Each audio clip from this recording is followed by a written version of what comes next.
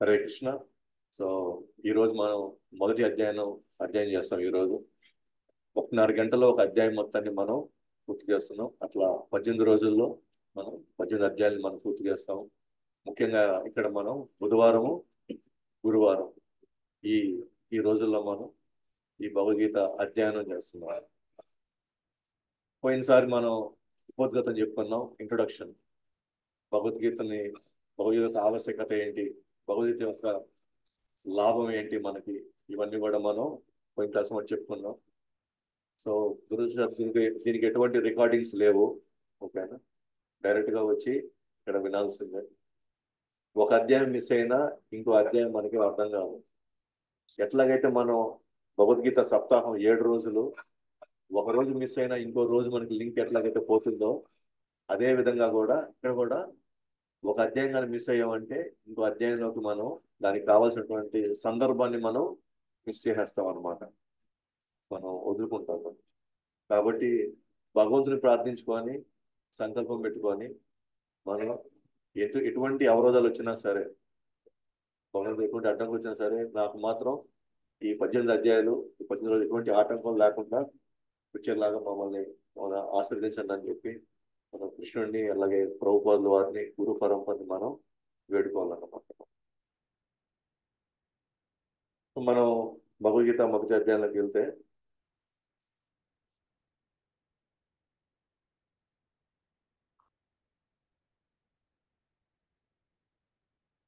రెండు నిమిషాలు అంటే ఆ మూడ్లోకి వెళ్ళడానికి, మొదటి అధ్యాయం యొక్క సందర్భం మూడ్లోకి వెళ్ళడానికి ఒక అసలు భగవద్గీత మనకి ఎలా ఉపయోగపడుతుంది, ఎందుకు మనం భగవద్గీత చదవాలని ఒకసారి మనం చెప్పుకుంటాము. ఇక్కడ ఇహలోక గ్రంథాలు ఉన్నాయి, పరలోక గ్రంథాలు ఉన్నాయి. ఇహలోక గ్రంథాలు అంటే ఇక్కడ మనం చదివే చదువులు, స్కూలు, కాలేజు, అనేక నవలలో, లేకపోతే ఏదైనా సరే జ్ఞానం ఇచ్చేటువంటి అనేక సబ్జెక్ట్స్ ఉన్నాయి ఇక్కడ. ఇది ఇహలోక. పరలోక గ్రంథాలు ఉన్నాయి. పరలోక గ్రంథాలు అంటే భగవంతుడి సాక్షాత్తు వచ్చినటువంటి, ఆయన ద్వారా వచ్చినటువంటి గ్రంథాలు. అది భగవద్గీత, భాగవతం, పురాణాలు, వేదాలు, ఇవన్నీ అవి. ఇహ ఇహ ఇహలోక గ్రంథాలు ఏం చెప్తున్నాయి, పరలోక గ్రంథాలు ఏం చెప్తున్నాయి. ఇహలోక గ్రంథాలు ఏం చెప్తున్నాయంటే, కష్టం వస్తే కొంత ప్రయత్నించు, వల్ల కాకపోతే వదిలేసే అంటారు. వల్ల కాకపోతే వదిలేసే అంటారు. అదే భగవద్గీత, భాగవతం లాంటి గ్రంథాలు ఏం చెప్తాయంటే, ఒకవేళ కష్టం కానీ వస్తే ఆ కష్టాన్ని నుంచి నువ్వు నేర్చుకో. ఆ కష్టాన్ని నువ్వు, ఇక్కడ ఫలితం ముఖ్యం కాదు, నువ్వు చేసే ప్రయత్నం, నువ్వు మనం నేర్చుకునేటువంటి పాఠాలు. అలాగే ఇహలోక గ్రంథాలు ఏం చెప్తాయంటే, ఇక్కడ ఉన్న సమాజం ఏం చెప్తుందంటే, మీరు ముందు చేసేసేయండి, ఆ తర్వాత చూద్దాం ఏం జరుగుతుంది అని చెప్తారు.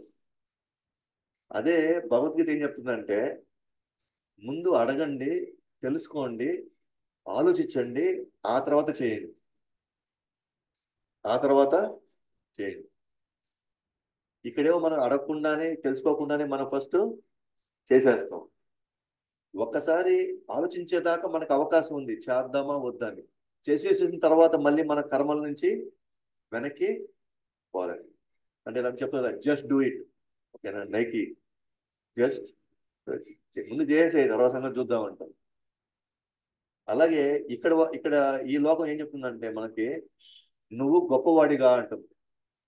మిగతా వాళ్ళు ఏమైనా కానీ, వాళ్ళు ఎటైనా పోని, నువ్వు మాత్రం పై స్థాయికి వెళ్ళాలా అంటుంది. అంటే గొప్పవాడి కావాలంటుంది. భగవద్గీత ఏం చెప్తుందంటే, నువ్వు గొప్పవాడు అవుతావో తెలియదు కానీ గొప్ప కార్యాలు చేయి. గొప్ప కార్యాలు చేయడానికి గొప్ప గొప్ప వ్యక్తులు అవ్వాల్సిన అవసరం లేదు. మనం ఏ స్థితిలో ఉన్నా సరే, ఒకరికి అన్నం పెట్టినా కూడా గొప్ప కార్యమే.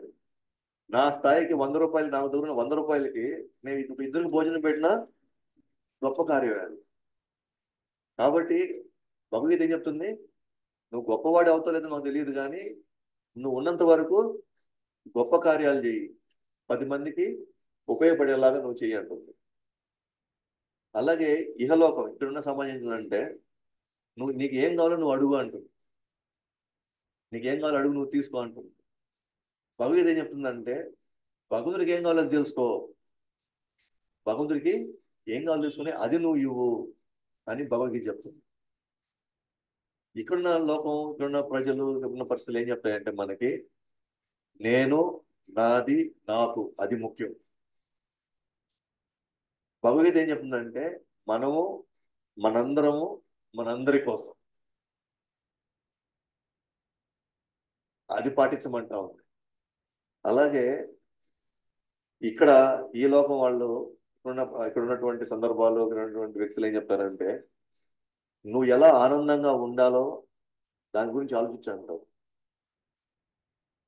భగవద్గీత ఏం చెప్తుందంటే నువ్వు ఎలా ఆనందంగా ఉండాలి పక్కన పెట్టు, నువ్వు ఆనందాన్ని ఎంతమంది నువ్వు పంచగలవు దాని గురించి ఆలోచించంటావు. కాబట్టి మనం చూస్తే కనుక ఇహలోకం అంతా, ఈ లోకంలో అంతా కూడా నేను, నాది, నా గురించి, అంతేనా? భగవద్గీత ఏం చెప్తుంది? మన గురించి ముఖ్యం కాదు, భగవంతుడు, సమాజం, అక్కడ ఉన్నటువంటి వ్యవస్థలు, వ్యక్తులు గురించి మాట్లాడుకుంటాం. ఇప్పుడు ఇహలోక గ్రంథాలు పాటించి జ్ఞానం పొందిన వాళ్ళు అంతా ఏ స్థితిలో ఉన్నారు? అంతా ద్వేషాలు, కోపాలు, అసంతృప్తి, ఆనందం లేకపోవడం, నిరంతరం దుఃఖంలో ఉన్నారు. ఎవరు? ఇది కూడా జ్ఞానమే కదా. కానీ ఈ జ్ఞానం పాటిస్తే ఏమవుతుంది మనకి? ఆఖరికి కుటుంబాలు కూడా గందరగోళం ఉంది. అదే తల్లిదండ్రుల మధ్యలో, అన్నదమ్ముల మధ్యలో, అక్కల చెల్లెల మధ్యలో కూడా చాలా ఇబ్బందిగా పడుతుంది. అదే భగవద్గీతను ఫాలో అయిన వాళ్ళు ఎవరైనా కానివ్వండి, వాళ్ళు కుటుంబ పరంగా కానీ, వ్యవసాయ పరంగా కానీ వాళ్ళు ఆనందంగా, ప్రశాంతంగా, తృప్తిగానే ఉండవు. కాబట్టి భగవద్గీత అనేది నాకు ఆప్షన్ కాదనమాట. చదివితే చదివేవులే, మనం వింటే విన్నాములే, ఆప్షన్ కాదు అది. మనం ప్రయాణించే ఈ జీవితంలో మనకి అత్యంత అవసరమైనటువంటి గ్రంథం ఇది. ఇక్కడ మనం అందరం ఉన్నాం ఇక్కడంతా. ఎన్నిసార్లు భగవద్గీత మన ఇంట్లో భగవద్గీత ఉందా? చదివారా? భగవద్గీత చదవకుండా మనం ఎట్లా ఆనందంగా ఉండాలనుకుంటున్నాము? ఎట్లా మనం ప్రశాంతంగా ఉండాలనుకుంటున్నాము? ఎట్లా మన కుటుంబ విలువలు వేరే వారికి మన కుటుంబంలోనే అనుసరించాలని ఎట్లా అనుకుంటున్నాం మనం? అది చదవకుండానే 40 సంవత్సరాలు, 50 సంవత్సరాలు, 60 సంవత్సరాలు మన జీవితం అంతా కూడా అయిపోతా ఉంది. ఇప్పుడు నేను మీకు ప్రత్యేకంగా మీకు చూపించాను ఇహలోక గ్రంథాలు ఏం చేస్తున్నాయి మన జీవితాలని, పరలోక గ్రంథాలు మన జీవితాల్లో ఏం చేస్తుంది. అవసరమా మన జీవితంలో భగవద్గీత? అవసరమా? 2 గంటలు దీనికి కేటాయించడం వల్ల మనం నష్టపోం. ఇంకా మన దారి చక్కగా తీర్చిదిద్దబడుతుంది. ఇంతవరకు మన ప్రయాణం మన ఇష్ట ప్రకారంగా జరగడం వల్ల, మన ఇష్ట ప్రకారంగా ఆచరించడం వల్ల ఎంత గందరగోళం చేసుకున్నామో మనకే బాగా తెలుసు. నా జీవితంలో నేను కానీ భగవద్గీత కానీ చదవకపోతే, లేదా నేను అర్థం చేసుకోలేకపోతే, నేను పాటించకపోతే మాత్రం నేను మొత్తాన్ని నేను సర్వనాశనం చేసేసుకుంటాను. సో అయితే ఎవరికి అర్థమవుతుంది ఈ భగవద్గీత అంటే? ఎవరికి భగవద్గీత? ఎందుకంటే భగవద్గీత అనేది ఒక రహస్యం, యాక్చువల్గా ఒక రహస్యం.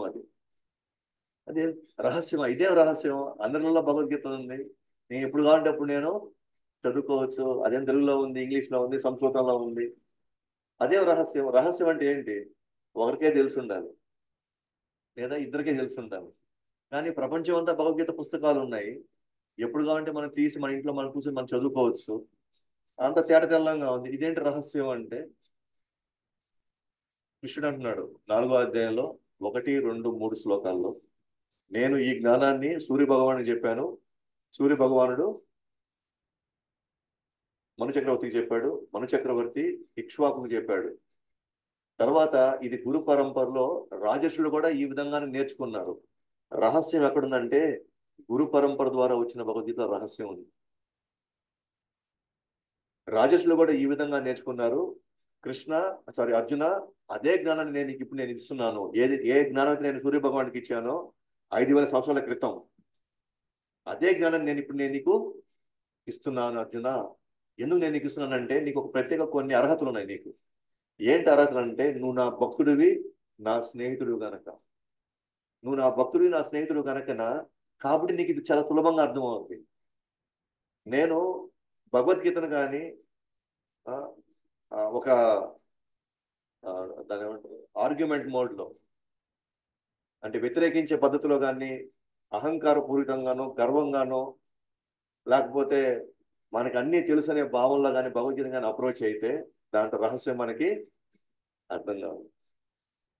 రెండు, కృష్ణుడు దేవాదేవుడు అనేటువంటి ఆ విషయాన్ని మనసులో పెట్టుకోకుండా మన ఊరికే కానీ భగవద్గీత చదివినా కూడా మనకు ఆ రహస్యం అర్థం కాదు.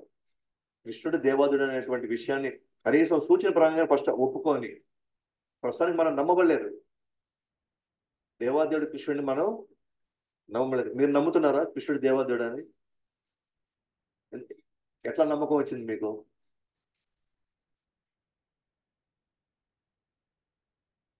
ఎట్లా నమ్మకం వచ్చింది కృష్ణుడు దేవాదేవుడు అని?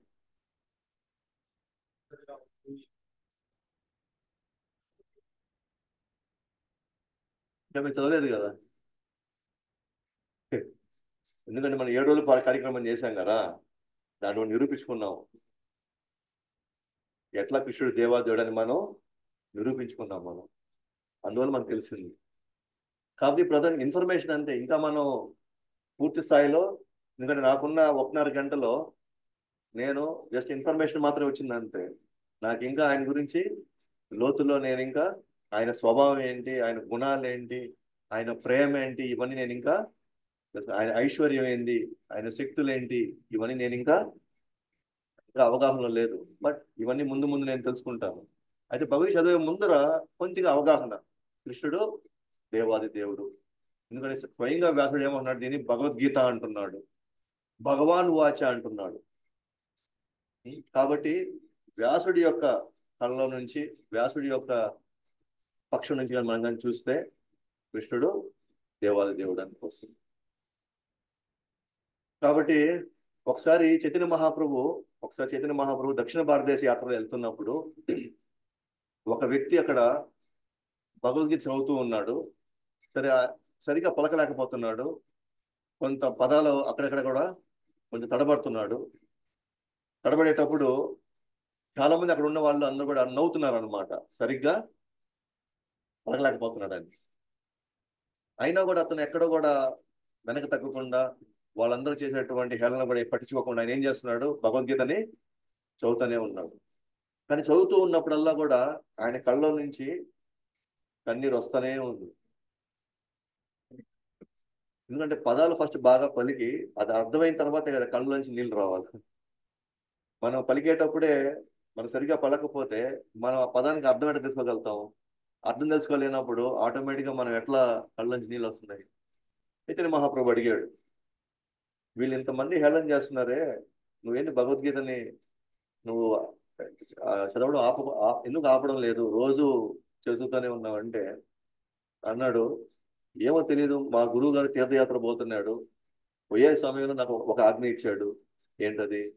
నువ్వు రోజు భగవద్గీతని చదువు, మైక్లోనే అందరికి వినిపించినట్టే నువ్వు చదువు అన్నాడు. గురువు గారికి నా గురించి తెలుసు, నేను ఎంత మాత్రం, నా జ్ఞానం ఎంత మాత్రం, నా పరిజ్ఞానం ఎంత వరకు గురువుకి తెలుసు. సో గురువు చెప్పాడు కాబట్టి నేను రోజు చదువుతూ ఉన్నాను. ఎవరు ఏమనుకున్నా కూడా నాకు ఇబ్బంది ఏం లేదు. ఎందుకంటే గురువుని తృప్తిపరచడం ఒకటే నాకు తెలిసినటువంటి విషయం. ఆ తర్వాత సరే అది చేసావు, కానీ ఎందుకు ఎందుకు ఏడుస్తూ ఉన్నావు అని అడిగాడు. ఎందుకు ఏడుస్తూ ఉన్నావు అంటే, నాకు ఇవన్నీ అర్థం కాకపోయినా మాత్రం ఒక విషయం నాకు బాగా లోపల అది తలుచుకున్నప్పుడల్లా కూడా నాకు ఎక్కడ లేనటువంటి భగవంతుడి మీద ప్రేమ, అనురాగం నాకు నేను ఆపుకోలేకపోతున్నాను. దానివల్ల నాకు కన్నీళ్లు వస్తా ఉంది. ఏంటి ఆ సన్నివేశం అంటే, దేవాది దేవుడు అయినటువంటి శ్రీకృష్ణుడు తన స్థాయిని పక్కన పెట్టి, తన ఐశ్వర్యాన్ని పక్కన పెట్టి, వీటన్నిటిని పక్కన పెట్టి ఒక భక్తుడి కోసం తన స్థాయిని కూడా తగ్గించుకొని తనకి ఒక సారథిలాగా తన స్థాయిని తగ్గించుకొని అతను వచ్చి ఇక్కడ ఆయన ఆజ్ఞలు పాటిస్తాడు అంటే అంతకంటే ప్రేమ, అంతకంటే భక్తవత్సలుడు ఇంకెవరు ఉండగలుగుతారు? ఇక్కడ ఉన్నటువంటి దేవుళ్ళలో కావచ్చు, అవతారాల్లో కావచ్చు, ఎవరుంటారు ఇక్కడ?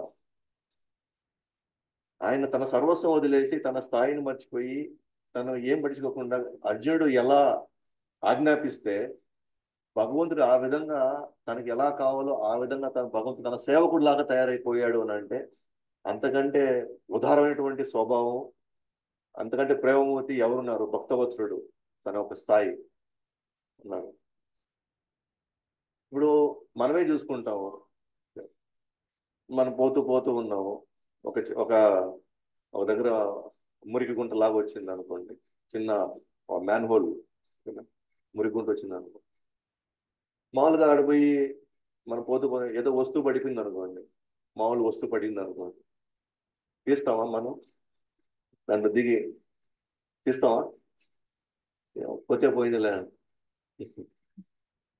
అదే బంగారు చైన్ పడితే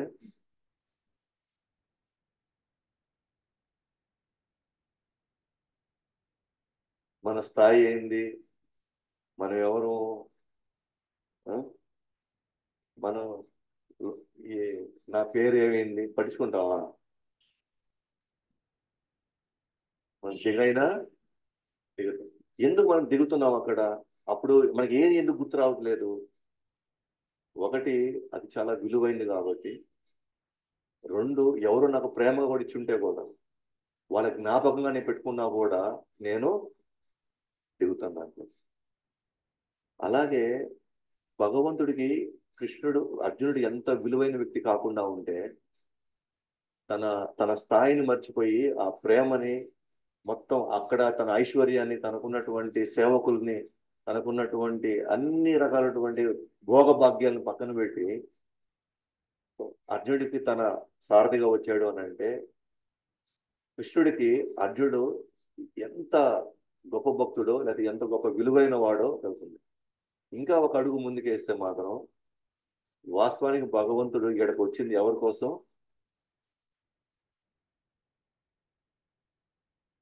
అర్జునుడి ద్వారా మనకి మనల్ని లీలలు చేసి ఆ లీలలో మనల్ని ఆకర్షించి మనల్ని తన లోకానికి తీసుకెళ్ళడానికి ఆయన కిందకి వచ్చాడు. అంటే ఆయన మనకి ఎంత విలువిస్తున్నాడు. వాస్తవానికి ఆయన రావాల్సిన అవసరం లేదు. ఆయన ఇక్కడ ఉన్నటువంటి లీలలు మనం చేయాల్సిన అవసరం లేదు ఆయనకి. దీనికి వాటి గురించి పట్టించుకోవాల్సిన అవసరం, ఎందుకంటే మనకంటే గొప్పగా భక్తులు ఉన్నారు అక్కడ. 1,00,00,000 లక్ష్మీలు నిరంతరం ఆయనకి సేవ చేస్తున్నారు. గోలోకంలో సురభి ఆవులు నిరంతరంగా ఆ పాల సముద్రాల్లో నిరంతరం ఆయనకి కావాల్సినటువంటి ఆనందాన్ని ఇస్తున్నారు. ఆనందం అంతా పక్కన పెట్టి ఇక్కడికి వస్తున్నాడు అంటే మనకు ఆయన ఇచ్చేటువంటి విలువ ఏంటి? మరి ఆయన మనకు అంత విలువిస్తున్నప్పుడు మనం ఎంత మాత్రం మనం భగవంతుడి వైపు మనం చూస్తున్నాం? మనం భగవంతుడికి ఎంత సమయం మనం ఇవ్వడానికి మనం ప్రయత్నిస్తున్నాం? సో మెయిన్ పాయింట్ ఇక్కడ ఏంటంటే, ఇక్కడ మనం భగవద్గీత ద్వారా అర్థం చేసుకోవాల్సింది పై పైన ఉన్నటువంటి శ్లోకాలు కాదు, ఆ వ్యక్తికి ఉన్నట్టుగా లోపల భగవంతుడు అంటే ఆయన పట్టున్నటువంటి ప్రేమని, ఆయన భావాన్ని మనం అర్థం చేసుకోవాలి ఇక్కడ. దానికి గొప్ప గొప్ప చదువులు లేదా గొప్ప గొప్ప పాండిత్యాలు ఉండాల్సిన అవసరం లేదు. గురువు చెప్పినట్టుగా శ్రద్ధగా కానీ మనం కానీ చదువుకుంటూ రావడం, ప్రయత్నించడం. ఇక్కడ అందరం ఎవరు ఎక్స్పర్ట్స్ కాదు, కానీ చెప్పినట్టుగా మనం కానీ ప్రయత్నిస్తే డెఫినెట్ గా మనం దాంట్లో ఉన్నటువంటి భావాన్ని చాలా క్షుణ్ణంగా మనం అర్థం చేసుకోగలుగుతాం. అండ్ వాస్తవానికి భగవద్గీత నేను చెప్పడం లేదు ఇక్కడ, అసలు నేను భగవద్గీత చెప్పడం లేదు. ఎవరు చెప్తున్నారు భగవద్గీత కదా? కృష్ణుడు చెప్పడం లేదు. ఎవరు చెప్తున్నారు భగవద్గీత? శ్రీల ప్రభుపాద వారు చెప్తున్నారు భగవద్గీత. ప్రభుపాద వారు భగవద్గీత చెప్తున్నారు. ఆయన రాసినటువంటి భగవద్గీత లేదా ఆయన భాష్యం రాసినటువంటి భగవద్గీతని మనం చర్చించుకోబోతున్నాం అంటే ఆయన చెప్తున్నాడు, నేను జస్ట్ వాటిని మీకు రిపీట్ చేస్తున్నాను అంతే, ఉన్నది ఉన్నట్టుగా మీకు చెప్పడానికి నేను ప్రయత్నిస్తున్నాను. ఇది ఒక గురువు యొక్క ఆధ్వర్యంలో, ఒక గురు పరంపరలోంచి వచ్చినటువంటి భగవద్గీతను మనం నేర్చుకుంటున్నాం ఇక్కడ. కృష్ణుడు ఇలాగే నేర్చుకోమన్నాడు. అంతేగాని నాకు తెలుగు వచ్చు, నాకు సంస్కృతం, నాకు పాండిత్యం వచ్చు, నేను పిహెచ్డి చేసిన తెలుగులో, నేను సంస్కృతంలో అది, అవన్నీ ఇక్కడ పనికిరావు. ఇక్కడ చాలా విషయం ఉంటది. ఇక్కడ ఉన్న చాలా విషయం ఇది పెరిగింది అనుకోండి, అహంకారం గర్వం వస్తుంది. అది ఇక్కడ దిగాలి. హృదయంలో దిగింది అనుకోండి, అప్పుడు పరివర్తన వస్తుంది. చాలా మందికి ఇక్కడ ఉంటది అనమాట. ఎన్ని శ్లోకాలు వచ్చినాయి? నాకు 700 వచ్చు, నాకు 500 వచ్చు, నాకు 15 వచ్చు, నాకు 20 వచ్చు. కానీ లోపల మాత్రం ఏమీ మార్పు రాల. అంటే అది ఏడాగిపోయింది. ఇక్కడ ఎక్కువ ఉంటే ఇక్కడ ఎక్కదది. అందుకే మనం ఏం చేయాలా? భగవద్గీతని ప్రార్థించాలి. మనం భగవద్గీతని ప్రార్థించాలి, ఆచార్యులు మనం ప్రార్థించాలి. ఎందుకంటే వాళ్ళ అనుగ్రహంతో ఇది మనకు రావాల్సిందే తప్ప మన పాండిత్యంతో మన తెలివితేటలతో, మన జ్ఞానంతో మనం దీన్ని పొందుపరచాలంటే, ఎక్కించుకోవాలంటే మనం ఎక్కించుకోలేము. సో అందుకే మీకు ఆ గ్రూప్ లో నేను శ్రీల ప్రభుపాద ప్రణాళిక మీకు పెట్టున్నాను. శ్రీల ప్రభుపాద ప్రణాళిక చూసారా? దాన్ని విన్నారా? నేర్చుకున్నారా? లేకపోతే భగవద్గీత అర్థం కాదు. శ్రీల ప్రభుపాద వారి ప్రణతి మనం చదవకుండా, మనం నేర్చుకోకుండా ఉంటే ఇది మనకి అర్థం కాదు. ఆయన ఇచ్చే భాష్యం మనకు అర్థం కావాలంటే ఆయన ప్రార్థించకపోతే మనకి ఎట్లా వస్తుంది? రాదు. ఎందుకంటే ఇది మామూలుగా భౌతిక ప్రపంచంలో మనం టీచర్ని తిట్టినా మనకి ఫస్ట్ ర్యాంక్ రావచ్చు. స్కూల్ టీచర్ని, కాలేజ్ టీచర్ని తిట్టినా కొట్టినా వాళ్ళు ఏం చేసినా సరే ఇక్కడ మన ఫస్ట్ ర్యాంక్ రావచ్చు, గొప్ప హోదాకి వెళ్ళొచ్చు, గొప్ప గొప్ప స్థానాలు అధిగమించవచ్చు. కానీ ఆధ్యాత్మిక జీవితం అంటే గురువుని దాటి ఒక అడుగు కూడా మనం ముందుకు వెళ్ళాము. ఇక్కడ ఈ రూల్ పాస్ అవుతుంది, అక్కడ ఏ రూల్ అయినా పాస్ అవ్వచ్చు. కాబట్టి దయచేసి ఈ శ్రీల ప్రభుపాద ప్రణతిని నేర్చుకోవడానికి ప్రయత్నించండి. కంపల్సరీగా చూడకుండా మనం చెప్పే స్థితికి వెళ్ళిపోవాలి. ఏం ప్రభు రవి గారు? సో గ్రూప్ లో మీరు చూసుకుంటా ఉండండి. ఓకేనా? అవసరమైనవన్నీ మీరు నేర్చుకోవడానికి కావాల్సినవన్నీ కూడా నేను పెడుతూ ఉంటాను నేను. సో మళ్ళీ ఒకసారి నేను ఇప్పుడు చెప్తాను, నాతో పాటు ఆల్రెడీ తెలిసిన వాళ్ళు నాతో పాటు పలకండి. నమా ఓం విష్ణు పాదాయ కృష్ణ పృష్ఠాయ భూతలే శ్రీమతే భక్తి వేదాంత స్వామిన్ ఇతి నామినే నమస్తే సారస్వతే దేవే గౌరవాణి ప్రచారిణే నిర్విశేష శూన్యవాది పాశ్చాత్య దేశ తారిణే. జై శ్రీ కృష్ణ చైతన్య ప్రభు నిత్యానంద శ్రీ అద్వైత గదాధర శ్రీవాసాది గౌర భక్త వృంద. హరే కృష్ణ కృష్ణ కృష్ణ హరే హరే, హరే రామ రామ రామ హరే హరే. శ్రీల ప్రభుపాద की जय, भगवद्वाणी श्रीमद् भगवद गीता की जय, अनंत कोटि वैष्णव वृंद की जय, जय गौ प्रेम. ఇప్పుడు మనం మొదటి అధ్యాయంలోకి వెళ్తున్నాం. ఈ భావంలో భగవద్గీత బుక్ ఏదండి?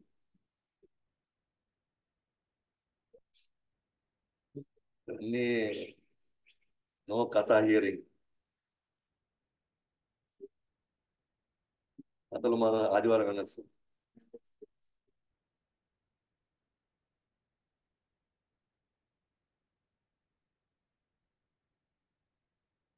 సో మనందరికీ తెలిసిందే, మహాభారతం, పాండురాజు తర్వాత ధృతరాష్ట్రుడు ఇద్దరు కూడా కురువంశం నుంచి ఉన్నారు. అయితే ధృతరాష్ట్రుడి యొక్క ఆయనకి పుట్టుకతో ఆయనకి సరిగ్గా చూపు లేదు కాబట్టి ఆయన ఆ సింహాసనం అధిరోహించడానికి ఆయనకి ఎటువంటి అర్హత లేదు. కాబట్టి పాండురాజుకి అవకాశం వచ్చింది. అయితే పాండురాజుకి పిల్లలు పుట్టకపోవడం, కొంచెం శాపగ్రస్తుడు అవడం, ఆయన అడవిలోకి పోవడం జరిగింది. సో ఆయన ఎప్పుడైతే అడవిలోకి వెళ్ళాడో ఆ తర్వాత కుంతి మహారాణి కానీ మాద్రి కానీ ఇద్దరు ఏం చేశారు, వాళ్ళ దేవతల యొక్క అనుగ్రహంతో వాళ్ళ పిల్లలు వచ్చారు. కాలక్రమంలో ఒక దురదృష్టవశాత్తు పాండురాజు చనిపోవడం జరుగుతుంది. అప్పుడు దాకా ధృతరాష్ట్రుడు అనుభవించినటువంటి ఈ రాజ్యాన్ని ఆయన తెలియకుండానే లోపల దాని మీద వ్యామోహం పెంచుకున్నాడు. దాని మీద వ్యామోహం పెంచుకున్నాడు. సో వ్యామోహం పెంచుకున్న వ్యక్తి ఇప్పుడు సడన్ గా మళ్ళీ వాళ్ళు వస్తే నేను ఏ విధంగా నేను నా రాజ్యాన్ని మళ్ళీ వాళ్ళకి అప్పచెప్పాలి అని లోపల లోపల అతను ఎంతో బాధపడుతున్నాడు. అయితే వాళ్ళు వచ్చిన తర్వాత కావాల్సిన ఇబ్బందులు పెట్టారు, కష్టాలు పెట్టారు, జూదం ఆడారు, వాళ్ళని అడవులు పాలు చేశారు. వాళ్ళు తిరిగి వచ్చిన తర్వాత మళ్ళీ తిరిగి రాజ్యం ఇచ్చేస్తున్నారు, కానీ వాళ్ళకి ఇవ్వబుద్ధి కాలేదు. అనేక కుట్రలు చేశారు. కానీ ఇవన్నీ దాటుకొని కూడా వాళ్ళు ఆ, ఇక్కడికి వచ్చారు, హస్తినాపురానికి వచ్చారు. వాళ్ళు ఏమాత్రం ఒప్పుకోని పరిస్థితిలో లేరు. అప్పుడు ఫైనల్ గా కృష్ణుని ఒక దూతగా పెట్టుకున్నారు. కృష్ణుడు వెళ్ళి ఫైనల్ గా సరే అనంతముల మధ్య యుద్ధం ఎందుకు, ఆఫ్టర్ రాజ్యం గురించి ఇంత ఇదెందుకు, ఇరువురు నష్టపోతారు అని చెప్పినప్పుడు కృష్ణుడు వెళ్ళి సరే కనీసం వాళ్ళకి 5 ఊర్లు ఇవ్వమన్నారు. సో 5 ఊర్లు ఇవ్వమన్నా కూడా నేను పిన్నీస్ అంత స్థలం కూడా నేను ఇచ్చే అవకాశం లేదు, అది యుద్ధమే మనం చూసుకుందాం అని చెప్పేసి దుర్యోధనుడు చెప్పినప్పుడు ఇంకా యుద్ధం అనివార్యమైంది. ఇంకా చాలా మంది అంటారు తలుచుకుంటే కృష్ణుడు కానీ ఆపేసి ఉండొచ్చు కదా యుద్ధాన్ని. ఎస్, ఖచ్చితంగా ఆయన ట్రై చేశాడు వద్దనుకుంది. కానీ ఎప్పుడైతే అప్పుడు ఉన్నటువంటి వ్యక్తులు కావాలి అనుకున్నప్పుడు ఆటోమేటిక్ గా సరే కానీ అన్నాడు. ఆ తర్వాత ఇంకా రెండు వైపులో ఎవరెవరు ఏ వైపు ఉండాలి అని అనుకున్నారు. కౌరవుల వైపు మాత్రం 11 ఆక్షన్ల సైన్యం దొరికింది. 11 ఆక్షన్ల సైన్యం. పాండవుల వైపు 7 ఆక్షన్ల సైన్యం దొరికింది. ఆ సైన్యం ఎలా పెరిగింది అని అంటే, సో ఒకసారి ఇద్దరు ఇరువైపులు ఉన్నప్పుడు ఇద్దరు అర్జునుడు ఒకవైపు, దుర్యోధనుడు ఒకవైపు కృష్ణుడు సహాయం కావాలని వెళ్తారు అనమాట.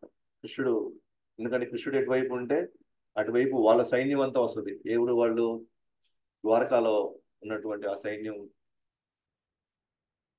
యదువంశం, యదువు మహారాజు ఆ సైన్యం అంతా కూడా వస్తారని అనుకున్నారు అనమాట. సో ఫస్ట్ టైం దుర్యోధనుడు ఫస్ట్ వెళ్ళిపోయాడు అనమాట. వెళ్ళిపోయి చూశాడు. చూస్తే అక్కడ కృష్ణుడు పడుకో ఉన్నాడు అక్కడ. సరే ఒకవైపు తల ఉంటుంది, ఇంకోవైపు కాలు ఉంటుంది. నేను కాలు వైపు కూర్చోవడం ఏంది అని చెప్పి నేను పోయి ఉందాక పోయి నేను తల వైపు కూర్చుంటాను. ఫస్ట్ వచ్చింది నేనే కాబట్టి నాకు ప్రిఫరెన్స్ ఇవ్వాలి అని ఆయన అనుకుంటాడు. అర్జునుడు తర్వాత వస్తాడు. వచ్చి నేను సేవకుడినే కదా అని చెప్పి పాదాల దగ్గర పోయి ఆయన కూర్చుంటాడు. కృష్ణుడు లేయంగానే ఫస్ట్ ఎవరిని చూస్తాడు, ఎవరు తల దగ్గర చూడరు కదా, ఎదురుగా ఉండే దాన్ని చూస్తాడు. ఆటోమేటిక్గా అర్జునుడు కనిపించాడు. అర్జునుడు నీకేం కావాలో కోరుకో అన్నాడు. దుర్యోధనుడు అర్జునుడు నేను అడిగేది నువ్వు, ఫస్ట్ నేను వచ్చాను, ఫస్ట్ నువ్వు వచ్చిన చూసింది ఫస్ట్ నేను అర్జున్ చూశాను, పైగా చిన్నవాడు నీకంటే వయసులో, పోనీలే ఫస్ట్ అతనే తీసుకోనీలే. జనరల్ మనం అనుకుంటాం పెద్దవాళ్ళు చిన్న వాళ్ళు పోటుకున్నప్పుడు పెద్దవాళ్ళు చెప్తాం కదా, వదిలేరా చిన్నోడు వదిలేరా అంటాం కదా మనం. సరే అట్లనే సరే అర్జునుడు అన్నాడు. లోపల దుర్యోధనుడికి గుండె కొట్టుకుంటా ఉంది లోపల, ఏం కోరుకుంటున్నా. అయితే అప్పుడే ఒక కండిషన్ పెట్టాడు కృష్ణుడు. ఏమనంటే నన్ను కానీ కోరుకుంటే నేను వాళ్ళ వైపు వస్తానే కానీ నేను ఆయుధాలు కూడా పట్టను, నా సైన్యం కూడా నాతో పాటు రాదు, నేను ఒక్కడనే వస్తాను నన్ను కానీ అన్నాడు. కాబట్టి మీరే ఆలోచించుకోండి, నేను కావాలా నా సైన్యం కావాలా అన్నాడు. అర్జునుడు చాయిస్ అర్జునుడికి ఇచ్చాడు. అర్జునుడు వెంటనే నాకు ఎవరు పడలేదు, నాకు నువ్వు ఉంటే చాలు, నాకు ఇంకెవరు అవసరం లేదని చెప్పేసి అర్జునుడు అడిగాడు అన్నమాట. కానీ దుర్యోధనుడు లోపల ఏడా ఎక్కడ సైన్యం కోరుకున్నాడో లోపల ఉన్నింది. కానీ బయటికి మాత్రం ఫోన్లే, నువ్వు కృష్ణుడు అడిగావు కాబట్టి నేనేం చేయగలను, అట్లనే సైన్యం తీసేసుకుంటాలే అన్నాడు. దుర్యోధనుడు తీసుకుంటా అన్నాడు. సో అందువల్ల ఇక్కడ 11 ఆప్షన్ల సైన్యం వచ్చింది. ఇక్కడేమో 7 ఆప్షన్ల సైన్యం. ఇక్కడ దుర్యోధనుడు దేని గురించి ఎక్కువ తన బలాన్ని పెట్టుకున్నాడు, తన యొక్క సైన్యం మీద ఎక్కువ తన నమ్మకం పెట్టుకున్నాడు. కానీ పాండవులు ఎవరి మీద నమ్మకం పెట్టుకున్నారు, కృష్ణుడి మీద పెట్టుకున్నారు నమ్మకం. సో ఆ బ్యాక్గ్రౌండ్ లో నుంచి మనం ఫస్ట్ శ్లోకం, ఇది జరిగేది ధృతరాష్ట్రుడికి సంజయుడికి మధ్య ఉండేటువంటి ఒక సంభాషణ. మొదటి శ్లోకం. ఎత్ర వెతరే ధృతరాష్ట్ర ఉవాచ అని భగవద్గీతని ధృతరాష్ట్ర ఉవాచ అనే పదం వచ్చింది. సో ధృతరాష్ట్రుడికి కళ్ళు లేవు ఫస్ట్ చిన్నప్పటి నుంచి కూడా. సో తనకేంటంటే యుద్ధ రంగంలో ఏం జరుగుతుందో తెలుసుకోవాలనే కుతూహలత ఉంది. సో కాబట్టి తన దగ్గర ఉన్నటువంటి మంత్రి, ఒక విధంగా చెప్పిన సలహాదారుడు అయినటువంటి సంజయుడిని తన వద్ద పెట్టుకొని అతని ద్వారా అక్కడ ఏం జరుగుతుందో విశేషాలన్నీ కూడా తెలుసుకోవడానికి ప్రయత్నం. ఎందుకంటే సంజయుడికి ఇక్కడ నుంచి కురుక్షేత్రం దగ్గర ఏం జరుగుతుందో ఆ దృష్టి అతని దగ్గర ఉందన్నమాట. ఆ దివ్య దృష్టి అతని దగ్గర ఉంది. వీళ్ళు ఉండేదేమో హస్తినాపూర్లో, జరిగే యుద్ధం మాత్రం కురుక్షేత్రంలో. ఇప్పుడున్న కాలమాన పరిస్థితులు తీసుకుంటే కనుక ఢిల్లీ నుంచి కురుక్షేత్రం దాకా ఇంచుమించు 150-200 కిలోమీటర్లు. సో జరిగేది డిస్కషన్ అంతా కూడా భవన్లో జరుగుతూ ఉంది, కానీ జరిగేదంతా కూడా కురుక్షేత్రంలో యుద్ధ రణరంగంలో యుద్ధం అక్కడ జరుగుతుంది. కాబట్టి ఇంత డిస్టెన్స్ ఉందన్నమాట. కానీ సంజయుడు అక్కడి నుంచి కూడా అక్కడ ఏం జరుగుతుందో చూడగలుగుతున్నాడు. కాబట్టి మొదటి శ్లోకంలోకి వెళ్తున్నాం. ఏంటో మొదటి శ్లోకం, ఇది చాలా ఇంపార్టెంట్ శ్లోకం అనమాట. కంపల్సరీగా నెక్స్ట్ టైం మీరు నేర్చుకొని రండి. సో అట్లా ప్రతి అధ్యాయంలో 1-2 శ్లోకాలు ఉన్నాయి, చక్కగా మనం నేర్చుకొని సో మనం ఎవరిని చెప్పేటప్పుడు మనం దీన్ని చక్కగా ఉపయోగించాలనుకోండి, వాళ్ళు కూడా భగవద్గీత పట్ల కృష్ణుడి పట్ల ఆకర్షణకి అవకాశం ఉంటుంది అన్నమాట. సో మొదటి శ్లోకం, ధృతరాష్ట్ర ఉవాచ ధర్మక్షేత్రే కురుక్షేత్రే సమవేతాయుయుత్సవః మామక పాండవశ్చైవ కిమకూర్వత సంజయ. ధృతరాష్ట్ర ఉవాచ ధర్మక్షేత్రే కురుక్షేత్రే సమవేతాయుయుత్సవః మామక పాండవశ్చైవ కిమకూర్వత సంజయ. ధృతరాష్ట్ర ఉవాచ ధర్మక్షేత్రే కురుక్షేత్రే సమవేతాయుయుత్సవః మామక పాండవశ్చైవ కిమకూర్వత సంజయ. మా దాంట్లో ఒక బుక్ ఉంటుంది, భగవద్గీత బుక్. ఎవరికైనా లేకపోతే ఫస్ట్ టైం తీసుకోవాలనుకున్న వాళ్ళకి బుక్ ఉంది, కావాలంటే తీసుకోండి. మన దగ్గర భగవద్గీత యథాతథం బుక్ కానీ లేకపోతే, మన ఇంట్లో లేకపోతే ఇంకోటి కావాలంటే తీసుకోండి, మంచిది. ఎవరు బుక్ వాళ్ళ దగ్గర ఉంటే మంచిది, ఎవరు టైం వాళ్ళు ఉండదు.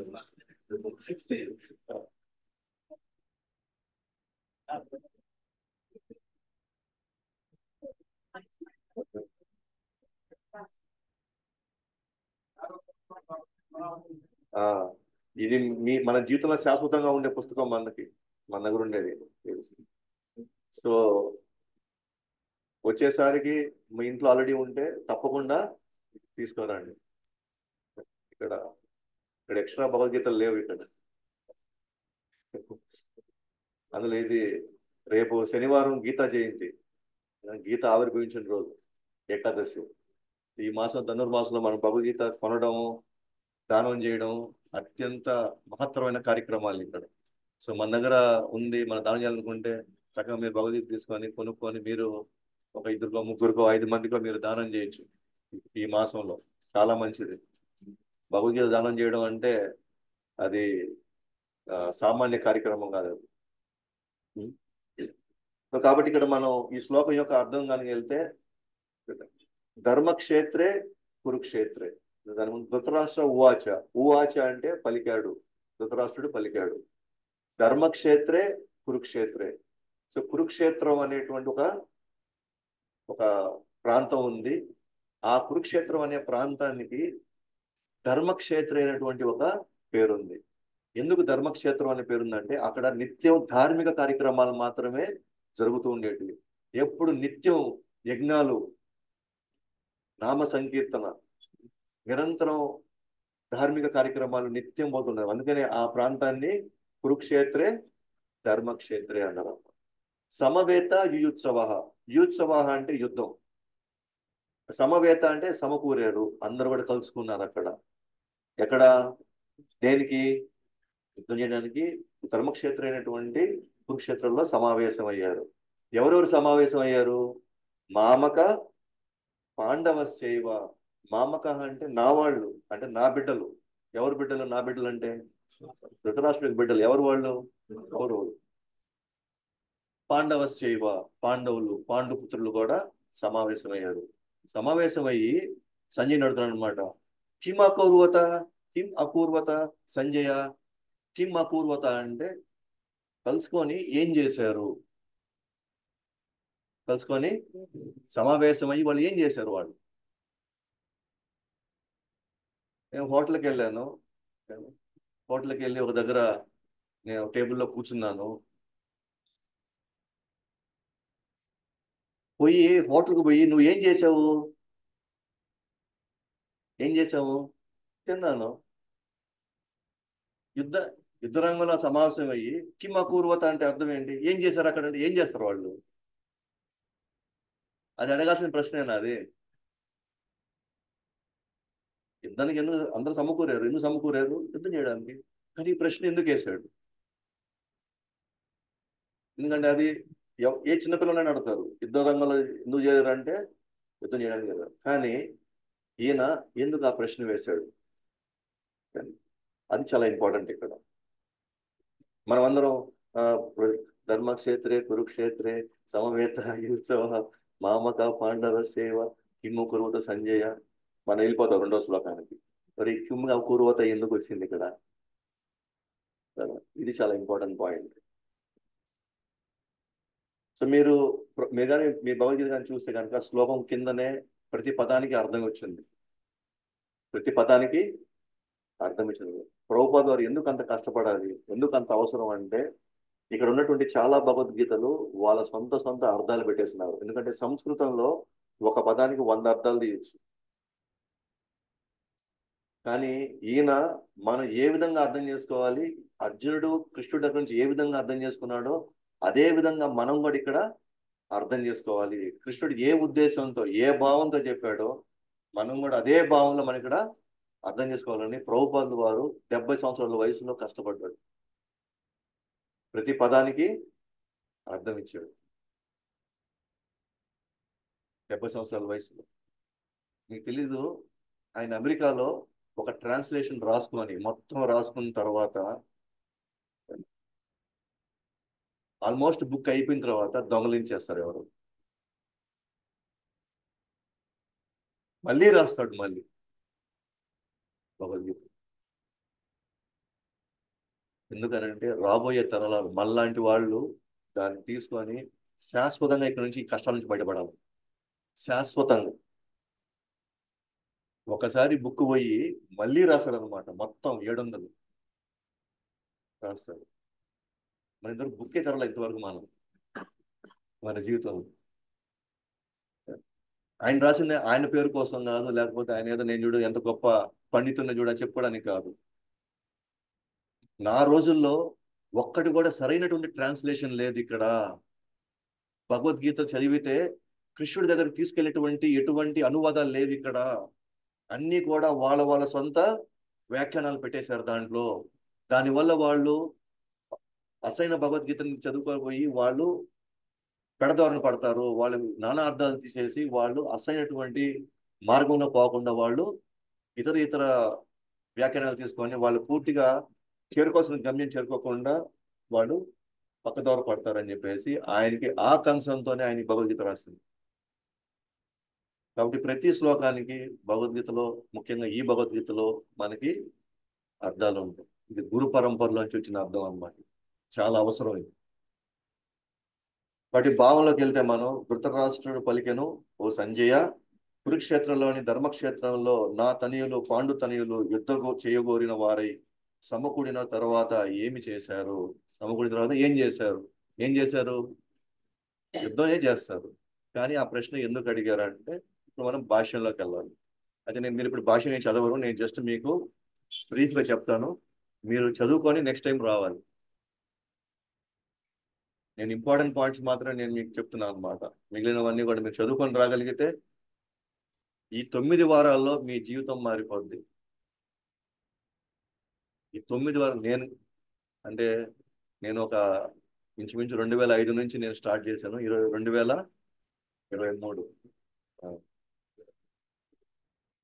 2 శతాబ్దాలు 2 శతాబ్దాలు దశాబ్దాలు 2 దశాబ్దాలు. ఎన్నిసార్లు చదివినా ఇంకా చెప్పాలనే ఉంది, ఇంకా దాని గురించి మాట్లాడాలని ఉంది, ఇంకా దాని గురించి డిస్కస్ చేయాలనే ఉంది. ఇంకా ఒక బుక్ ఒకసారి చదివిన తర్వాత ఇంకోసారి మన చదువు బుద్ధి రాదు.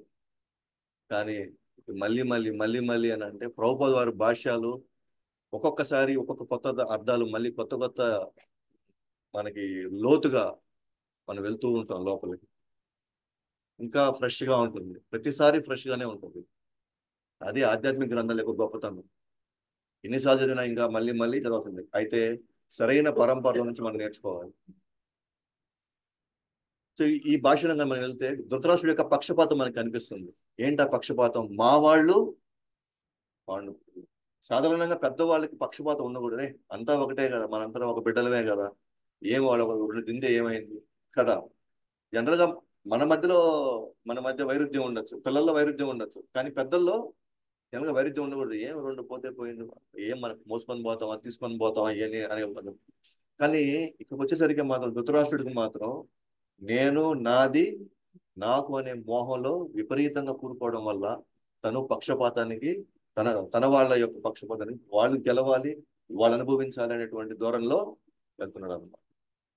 సో ఎవరైతే ఎప్పుడు శారీరక ప్రభావంలో ఉంటారో, భౌతిక ప్రభావంలో ఉంటారో వాళ్ళందరికీ ఉండే భావన నేను నాది నా వాళ్ళు.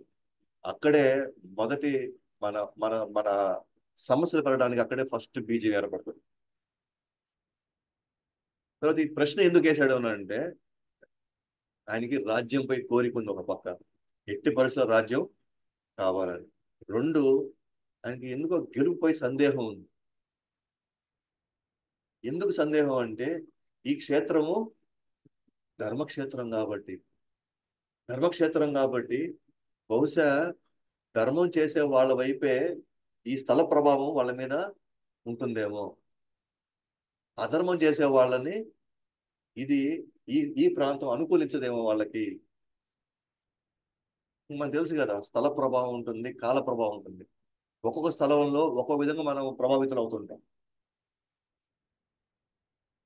మనం గుడికి వెళ్ళినప్పుడు మన భావనలు ఎలా ఉంటాయి?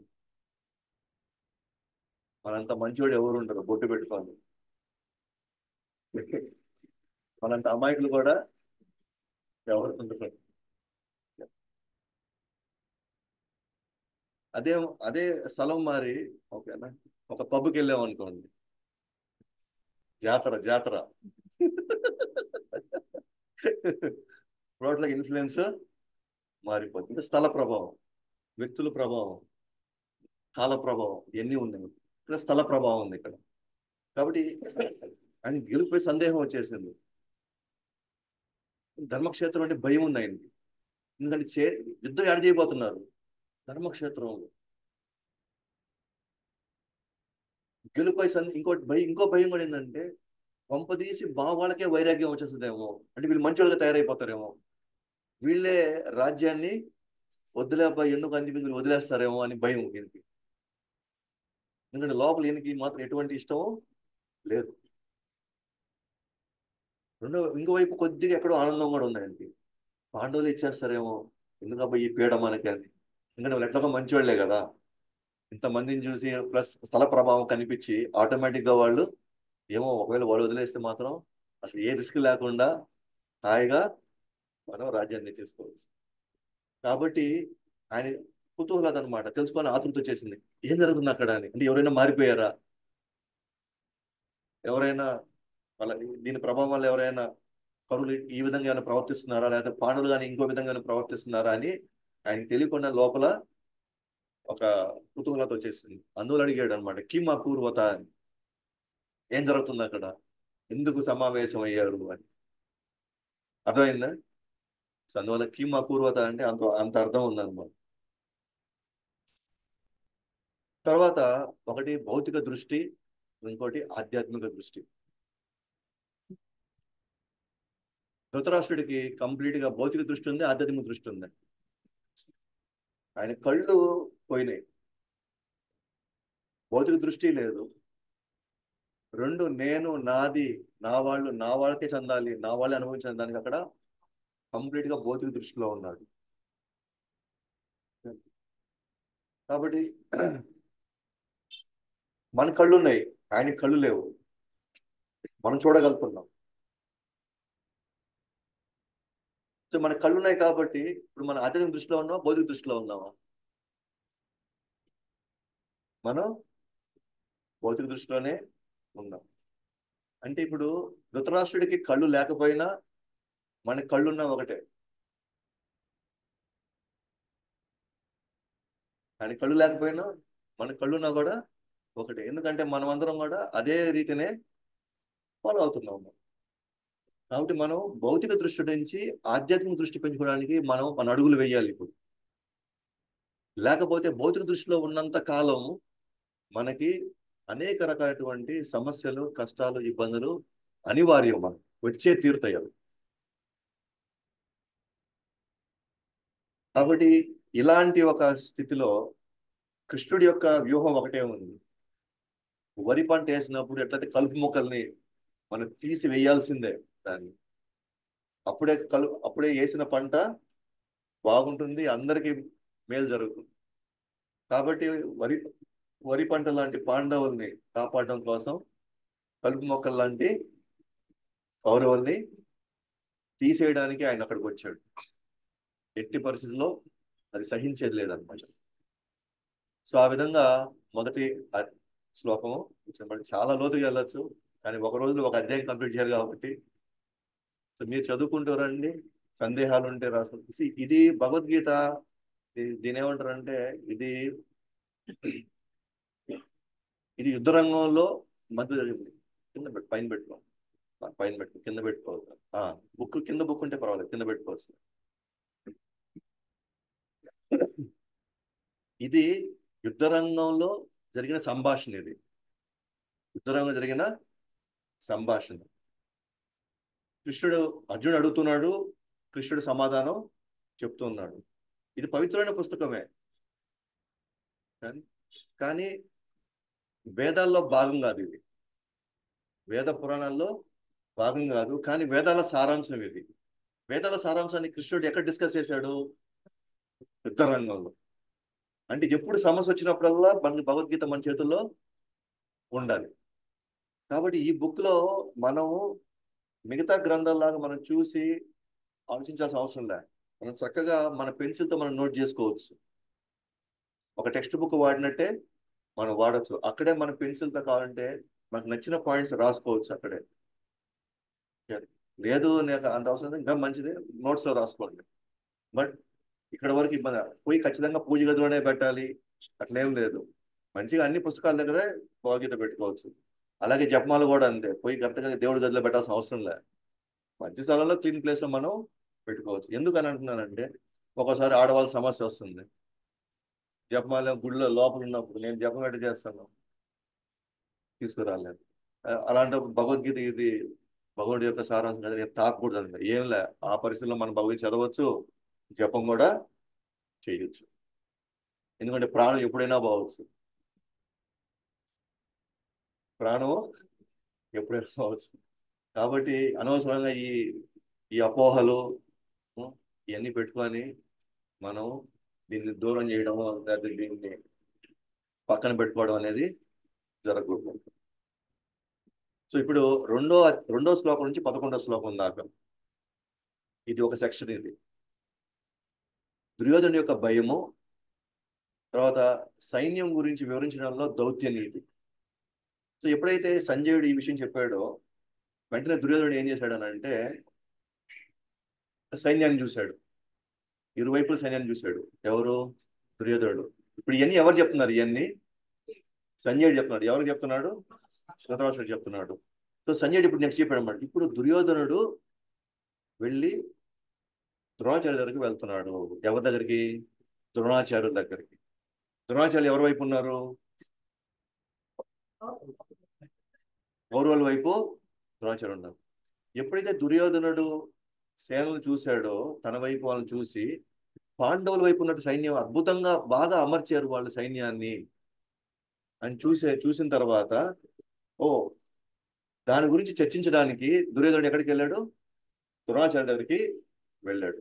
సో రెండో రెండో శ్లోకం నుంచి 11వ శ్లోకం వరకు దుర్యోధనుడు తన భయాన్ని వ్యక్తం చేస్తాడు.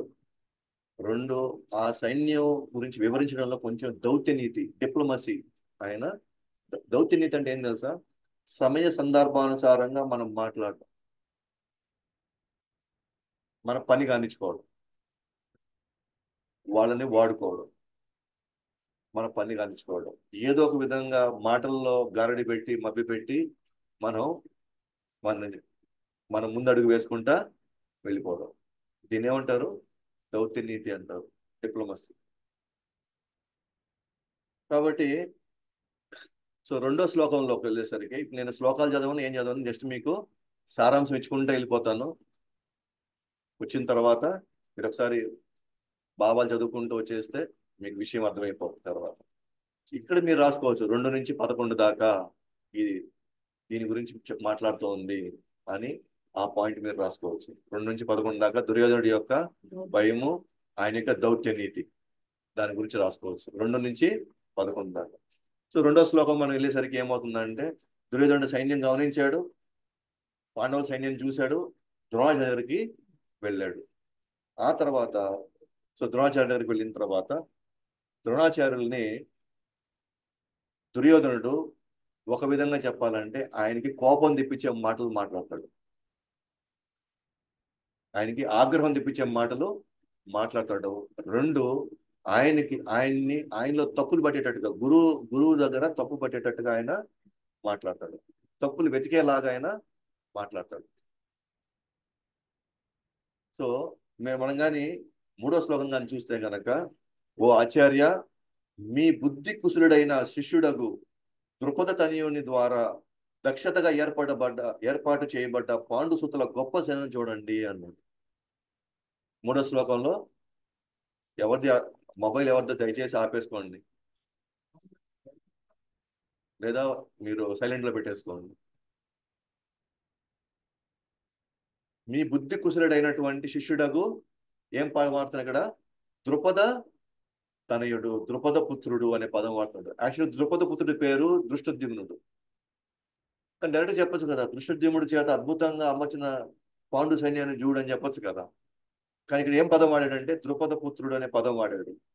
ఆ పదం ఎందుకు వాడాడంటే, ద్రుపద అనే పదం, ఆ పేరు వినంగానే ద్రోణాచార్యుడికి కోపం రావాలి. కోపం వస్తే ఏమవుతుందంటే, అప్పుడు తన శక్తి మేరకు ఆ కోపంతో పాండవుల వైపు, పాండవులకు ఎదురుగా పోరాడగలుగుతాడు. ఎందుకంటే అటువైపు ఎవరున్నారు? అర్జునుడు ఉన్నాడు అటువైపు. ఎక్కడ అర్జునుడు ఉన్నాడని చెప్పేసి, ఎక్కడ ఇతను శుతిమెత్తంగా సున్నితంగా వాళ్ళ మీద అంత కోపంగా ఉద్రేకంగా పోరాడేమో అని.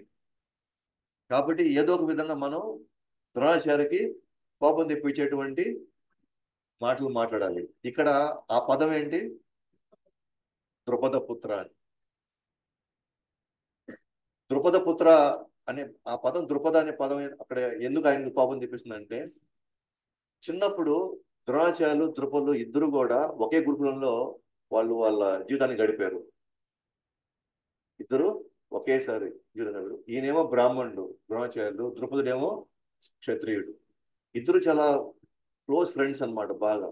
సో మాటల సందర్భంలో కొంత ఎదిగిన తర్వాత గురుకులం వదిలేటప్పుడు మాటల సందర్భంలో ద్రుపదుడు ఏమన్నాడంటే, రేపు ముందు నా రాజ్యం నీకు సగం ఇచ్చేస్తాను, చక్కగా గొప్పగా మనం పాలించుకుందాము, నా ఫ్రెండ్ కదా, గిఫ్ట్ గా హ్యాపీగా మనం పాలించుకుందాం. అయితే పోను కాలక్రమంలో ఏమైంది అంటే, ద్రోణాచార్యుని యొక్క జీవితం చాలా దుర్భరం అయిపోయింది. కుటుంబం చాలా పేదరికంలోకి వెళ్ళిపోతుంది. కనీసం పిల్లలకి సరిగ్గా ఆహారం పెట్టిన స్థితిలోకి వెళ్ళిపోతారు అనమాట. అప్పుడు ఆమె భార్య అంటుంది అనమాట, ఎలాగో మనకు చెప్పాడు, మీరే అన్నారు కదా ద్రౌపదుడు మనకి సగం రాజ్యం ఇస్తాడని, ఇవాళ మన పరిస్థితి బాగాలేదు కదా, దయచేసి మీరు వెళ్ళి అడగండి అంటాడు అనమాట. ద్రౌపదుడు వెళ్తాడు, ద్రోణాచార్యులు వెళ్తాడు ద్రుపద దగ్గరికి, ద్రుపదిని కలుస్తాడు. ద్రుపదుడు ఎప్పుడైతే ఈయన అడుగుతాడు, మీరు నాకు సగం రాజ్యం వస్తా అని చెప్పేసి మాట ఇచ్చారు కదా, ఇవాళ నా పరిస్థితి ఇలా ఉంది అని. అప్పుడు ద్రుపదుడు నేను ఇవ్వను అంటాడు. ఎందుకంటే ఆ రోజు మన ఇద్దరు సమానంగానే ఉన్నాము, ఈ రోజు నా స్థాయి వేరు, నీ స్థాయి వేరు, కాబట్టి నేను ఇవ్వదలుచుకోలేదంట. సో దానికి ద్రోణాచార్యకి చాలా కోపం వస్తుంది. ఆయన వచ్చేటప్పుడు తర్వాత భీష్ముడు కలుసుకోవడం, భీష్ముడు ఈ కౌరవులకి పాండవులకి మీరు నేర్పించండి యుద్ధ నిపుణత, యుద్ధ నైపుణ్యాన్ని మీరు గురువుగా ఉండి మీరు నేర్పించండి అని చెప్పాడు. ఆ తర్వాత నేర్పించాడు. అర్జునుడిని పంపిస్తాడు. ఫస్ట్ నా గురుదక్షిణ ఏంటి అని అంటే పోయి ద్రుపదుని లాక్కోరండి అంటారు. అయితే ఫస్ట్ కౌరవులు పోతారు, వాళ్ళ వల్ల కాదు. తర్వాత అర్జునుడు పోయి లాక్కొని వస్తాడు. ఎప్పుడైతే ద్రుపదుని లాక్కొని వస్తాడు, ద్రుపదుడి కోపం వచ్చి ఎట్లయినా సరే ద్రోణాచుడిని చంపాలనుకుంటాడు. చంపేలాగా యజ్ఞం చేస్తాడు. యజ్ఞంలో వచ్చేటువంటి ఫలం ఎవరైతే అబ్బాయో అబ్బాయి వస్తే లేదా ఒక పుత్రుడు జన్మిస్తే ద్రోణాచార్యుని చంపాలంటాడు. యజ్ఞం వేస్తాడు. దాంట్లోనే ధృష్టద్యుమ్నుడు ద్రౌపది ఇద్దరు వస్తారు అనమాట. ధృష్టద్యుమ్నుడు ద్రౌపది ఇద్దరు వస్తారు. ధృష్టద్యుమ్నుడు యజ్ఞం నుంచి వచ్చాడు. దేనికోసం వచ్చాడు? ద్రోణాచార్యుని చంపడానికి. అయినా కూడా ద్రౌపదుడు ఏం చేస్తాడంటే ధృష్టద్యుమ్నుడిని ద్రోణాచార్యుడికే పంపిస్తాడు అనమాట, నేర్చుకోమని చెప్పి. ద్రోణాచార్యుడు కూడా తెలిసి కూడా ఎస్ నేను చంపడం కూడా ఎక్కడ కూడా పక్షపాతం చూపించకుండా మొత్తం నేర్పిస్తాడు. అది ఆ రోజు ఉన్నటువంటి గురువులు వాళ్ళ స్థాయి. ఈ సందర్భంలో ఒక ఒక అపవాదు పడుతుంది. ఎవరి మీద? ద్రోణాచార్యుల మీద. మరి ఏకలుడు నేర్పించలేదే? తన మీద తనను చంపుతాడని తెలిసి కూడా అస్త్రశస్త్రాలు నేర్పించిన వ్యక్తి కౌరుడు మరి ఏకలుడికి ఎందుకు నేర్పించలేదు? ఏమ్మా? సో ఎందుకు నేర్పించలేదంటే ఒక విధంగా మీరు దగ్గరగా ఎందుకు నేర్పించలేదు అని అంటే యాక్చువల్గా ఆయన శూద్ర కులం అని కాదు, లేదా అర్జునుడు అంటే విపరీతమైన ప్రేమ వచ్చి ఎక్కడ ఎక్కడ ఏకలుడికి పేరు వచ్చేస్తుందేమో, నా అర్జునుడు తగ్గిపోతాడేమో. నిజంగా అంత కుసంస్కారంగా ఉండుంటే అసలు ధృష్టద్యుమ్నుడికే నేర్పించాడు అసలు. ఎందుకంటే తన ప్రాణం మీదకి వచ్చినప్పుడు ఎవరైనా నేర్పిస్తాడా? ఎందుకనంటే అతని స్వభావం కరెక్ట్ కాదు. స్వభావం అంటే ఏంటి అని అంటే ఒకవేళ అది నేర్చుకుంటే తను ఏం చేశాడు, వచ్చిన విద్యతో తను ఎటువంటి ప్రభావం ఈ సమాజం మీద తాను దాన్ని ఎలా వాడతాడో ఆ విద్యని, అది సందేహం వస్తుంది ఎవరికి? సో గతంలో వాస్తవానికి ఈ వర్ణం ఏవైతే వర్ణాశ్రమ ధర్మం ఏదైతే ఉందో, బ్రాహ్మణ క్షత్రియ వైశ్య శూద్ర అనేది, అది కేవలం అసలు పుట్టుక సంబంధమే లేదు అసలు. అది గుణాన్ని బట్టి వాళ్ళు చేసే కర్మను బట్టి వాళ్ళని విభజించారే తప్ప పుట్టుకతో కాదు. చతుర్వర్ణ మయా సృష్టం గుణ కర్మ విభాగశ. 4వ అధ్యాయం 13 కృష్ణుడు అంటాడు, 4 వర్ణాలు 4 ఆశ్రమాలు నేను సృష్టించాను, కానీ అది గుణం ఆధారంగా వాళ్ళు చేసే కర్మల ఆధారంగా నేను సృష్టించాను. కాబట్టి ఇక్కడ స్వభావాన్ని బట్టి మనం కులం చెప్పాలి తప్ప పుట్టుకతో చెప్పే కులం కాదు ఇది. అలాంటి వర్ణాలు కాదు ఇక్కడ. ఇప్పుడు ఎవరైతే ఇప్పుడు అనుకున్నామో కుల వ్యవస్థ ఇదంతా కూడా ఇది అసలైన సనాతన ధర్మం యొక్క విషయం కాదు ఇది. ఈ తర్వాత కొంతమంది స్వార్థపరులు ఈ విధంగా దీన్ని క్రియేట్ చేశారు. ఇప్పుడు శూద్రులకు స్వతహాగా తండ్రి శూద్ర స్వభావం అయినప్పటికీ కూడా కొడుకుకి బ్రాహ్మణ స్వభావం రావచ్చు. ఏంటి? శాస్త్రాలు చదివేటువంటి ఆ తెలివితేటలు ఉండొచ్చు. ఒకవేళ అది కానీ ఉందనుకోండి, అతను బ్రాహ్మణుడే అతను. అలాగే బ్రాహ్మణ పుట్టుకలో పుట్టి కానీ అతని స్వభావం, పుట్టినవాడి స్వభావం శాస్త్రం నేర్చుకునే పరిస్థితిలో లేడనుకోండి, అతను ఏదో క్షత్రియ కులం కావచ్చు, లేకపోతే వర్ణం క్షత్రియ వర్ణం కావచ్చు, వైశ్య వర్ణం కావచ్చు, లేకపోతే శూద్ర వర్ణం కూడా కావచ్చు. కానీ ఇక్కడ పాయింట్ ఏంటి వచ్చేసి, అప్పుడు ఆ రోజు ద్రోణాచార్య వచ్చేసి ఈయన శూద్రుడు కాబట్టి నేను నేర్పించిన ఆ పాయింట్లోకి రాలా. అతను కానీ నేర్పిస్తే అతను దాన్ని ఎలా వాడబోతాడని.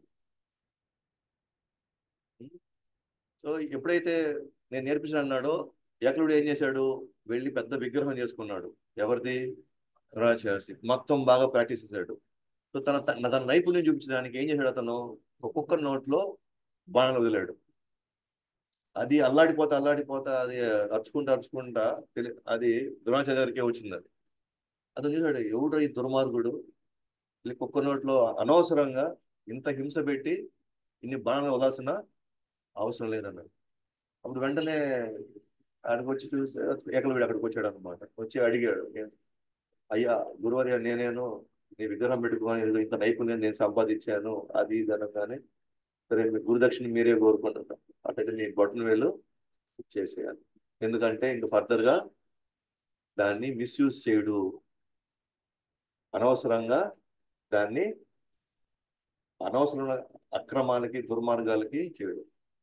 అలాగే యాక్చువల్గా చెప్పాలంటే చదువు అందరికి ఇచ్చేది కాదు, అది చదువు అందరికి నేర్పించేది కాదు. ఎవరికైతే ఆ స్వభావం ఉందో, ఏది అది నేర్చుకున్న తర్వాత మంచి చేసే స్వభావం ఉందో వాళ్ళకి మాత్రం ఇవ్వాల్సింది. చాలా మందికి షాక్ షాక్ గురి అవుతుంది అనే మాటకి. ఇప్పుడు ఒసామా బిన్ లాడెన్ కూడా పెద్ద ఇంజనీర్ అయ్యాడు, ఏం చేశాడా? ఒసామా బిన్ లాడెన్ కి చదువు నేర్పించాము, ఇంజనీర్ అయ్యాడు, ఏం చేశాడా? ఎవరైతే చదువుని మంచి కోసం ఉపయోగించే స్వభావం ఏదైతే ఉంటుందో వాళ్ళకి నేర్పించాలి చదువు. అర్థమైందా? అందుకనే 15 సంవత్సరాలు గురుకులంలో ఉంటే గురువు అర్థం చేసుకున్నాడు ఎవరికి ఏం స్వభావం ఉంది అని. అంటే 15 years టెస్ట్ చేస్తాడు అనమాట మనల్ని. మన మంచి ఏంది, మన చెడు ఏంది, మన ఆవేశాలు ఏంది, మన గుణం ఏంటి, మన ఎన్ని ఆలోచించుకొని మాత్రమే క్రమక్రమంగా వాళ్ళకి నేర్పించేవాళ్ళు. సో దట్ ఇది అనవసరంగా, అన్యాయంగా, అధర్మంగా ఇది ఎక్కడ ఉపయోగించబడదని మాక్సిమం వాళ్ళు జాగ్రత్త తీసుకుంటారు. కాబట్టి స్వభావాన్ని బట్టి నేర్పించాలి తప్ప ఫ్రీగా దొరికింది కదా అని నేర్పించకూడదు. ఇవాళ చదువుకోని వాడికంటే, చదువుకోని వాడికి లేదా చదువుకున్న వాడికంటే ఇద్దరు ఎవరు ప్రమాదకరం? చదువుకున్నవాడే ప్రమాదం ఉన్నాడు. చదువుకున్నవాడికి ఏం తెలియదు, ఎట్లా ఎట్లా ఉపయోగించాలో అతను తెలియదు. చదువుకున్నవాడికి అన్ని తెలుసు, ఎట్లా ఉపయోగించాలి దీన్ని. సో కాబట్టి చూడండి, అని తప్పు చెప్తున్నాడు. ఆ దుర్యోధన చూసా నువ్వు ఎంత పొరపాటు చేసావో, ఓకేనా? నీ వల్ల అద్భుతంగా చూడు, ఆ రోజు నువ్వు నేర్చుకున్నావు ఉంటే ఈ రోజు వాళ్ళు ఇంత సైన్యాన్ని ఇంత అద్భుతంగా వాళ్ళు అమర్చేదానికి అవకాశమే లేదు. చూడు ఎంత నువ్వు తప్పు పని చేసావు. సో గురిలో తప్పు వెతకడం, లోపాలు వెతకడం. రెండు, ఆయన కోపం తెప్పించడానికి ద్రుపద, తనయ అనే పదాన్ని వాడాడు. సో ఆ విధంగా ఆ తర్వాత వరుసగా ఇంకా మనం కానీ గమనిస్తే కనుక ఇంకా 3వ శ్లోకం నుంచి 6వ శ్లోకం దాకా పాండవులు అయిపోయిన వాడిని అందరి గురించి, ముఖ్యంగా మహారథులు, గొప్ప గొప్ప సైనికుల గురించి మాట్లాడతారు అనమాట. ఉదాహరణకి ఆ మనం చూస్తే అక్కడ ఆ, ఇక్కడ ఈ సైన్యంలో, అంటే 4వ శ్లోకంలో, ఇక్కడ ఈ సైన్యంలో భీమార్జునులతో సమానంగా యుద్ధం చేయగలిగే శూరులైన ధనుర్ధరులు చాలా మంది ఉన్నారు. యుయుధానుడు, విరాటుడు, ద్రుపదుడు మొదలగు అటువంటి మహాయోధులు, ఇంకా దృష్టికేతువ, చకీతానుడు, కాశీరాజుడు, కాశీరాజు, పురజిత్తుడు, కుంతిభోజుడు, శైబ్యుడు వంటి శూరులైన మహాయోధులు కూడా ఉన్నారు. ఇదంతా 3, 4, 5 శ్లోకాల్లో. అంటే పాండవుల వైపు ఎవరైతే ఉన్నారో వాళ్ళందరి గురించి, ముఖ్యంగా మహారాజుల గురించి డిస్కషన్ వస్తా ఉంది. అలాగే 7వ శ్లోకంలో కూడా అదే వస్తా ఉందన్నమాట. యుయుధామన్యుడు, ఉత్తమౌజుడు, సుభద్రా తనయుడు, ద్రౌపది కుమారులు వీళ్ళందరూ కూడా మహారథులే అనే పాయింట్ వచ్చింది. ఎప్పుడు దాకా? 3 నుంచి 6 దాకా. 3, 4, 5, 6 అంటే పాండవుల సైన్యం గురించి మాట్లాడారు. అయితే ఇప్పుడు దుర్యోధనుడు, నేను పాండవుల గురించే కానీ ఎక్కువ మాట్లాడుతుంటే అప్పుడు నాకు భయం వేసింది అనుకుంటారు వాళ్ళు. భయపడి పాండవుల గురించి ఎక్కువ మాట్లాడుకుంటారు, ఎక్కడ వీళ్ళందరూ అనుకుంటారు అని వెంటనే తన వైపు ఉన్న సైన్యం గురించి మాట్లాడతాడు. అది 7 నుంచి 9 దాకా. సో 7వ శ్లోకంలో నా సేనా బలమును నడపడానికి విశేషంగా యోగ్యుని నాయకుల గురించి నేను మీకు ఇప్పుడు చెబుతాను అంటాడు అన్నమాట. సో యుద్ధంలో ఎవరెవరున్నారు? మీరున్నారు. మీరు అంటే ఎవరు ఇక్కడ? ద్రోణాచార్య, మీరు, భీష్ముడు, కర్ణుడు, కృపుడు, అశ్వత్థామ, వికర్ణుడు, సోమదత్తుని పుత్రుడైనటువంటి భూరిశ్రవుడు వీళ్ళందరూ కూడా ఉన్నారు. వీళ్ళందరూ కూడా నా గురించి వాళ్ళ ప్రాణాలను త్యాగం చేయడానికి సిద్ధంగా ఉన్నారు. రకరకాల ఆయుధాలు పెట్టుకున్నారు. ఇదంతా ఎక్కడ దాకా ఉంది? 9వ శ్లోకం దాకా ఉంది. ఇప్పుడు 10-11 శ్లోకాల్లో భీష్ముడికి భీముడి మధ్య ఉన్నటువంటి పోల్చ చూస్తాడు. అంటే మా వైపు భీష్ముడు ఉన్నాడు కాబట్టి చాలా గొప్ప సైన్యం మాది. ఎందుకంటే భీష్ముడికి ఉన్నటువంటి ఆ యుద్ధ ప్రావీణ్యం కావచ్చు, అనుభవం కావచ్చు, భీష్ముడికి ఉన్నంత ఇది ఎవరికి కూడా అక్కడ లేదు. మన సైన్యం ఏమో భీష్ముడు మనకి పెద్దగా ఉండి మన ముందుకు నడిపిస్తున్నాడు. వాళ్ళ వైపు ఆఫ్టర్ ఆల్ భీముడు ఉన్నాడు. భీష్ముడి వయసు అనుభవం అంతా వయసు ఉండదు ఎవరికి, భీముడి. కాబట్టి వాళ్ళది చాలా చిన్న సైన్యం, మనకు పట్టించుకోవాల్సిన అవసరం లేదు. కాబట్టి 10వ శ్లోకం 11వ శ్లోకము భీష్ముడు భీముడి మధ్య పోల్చడం చూస్తాడు అనమాట.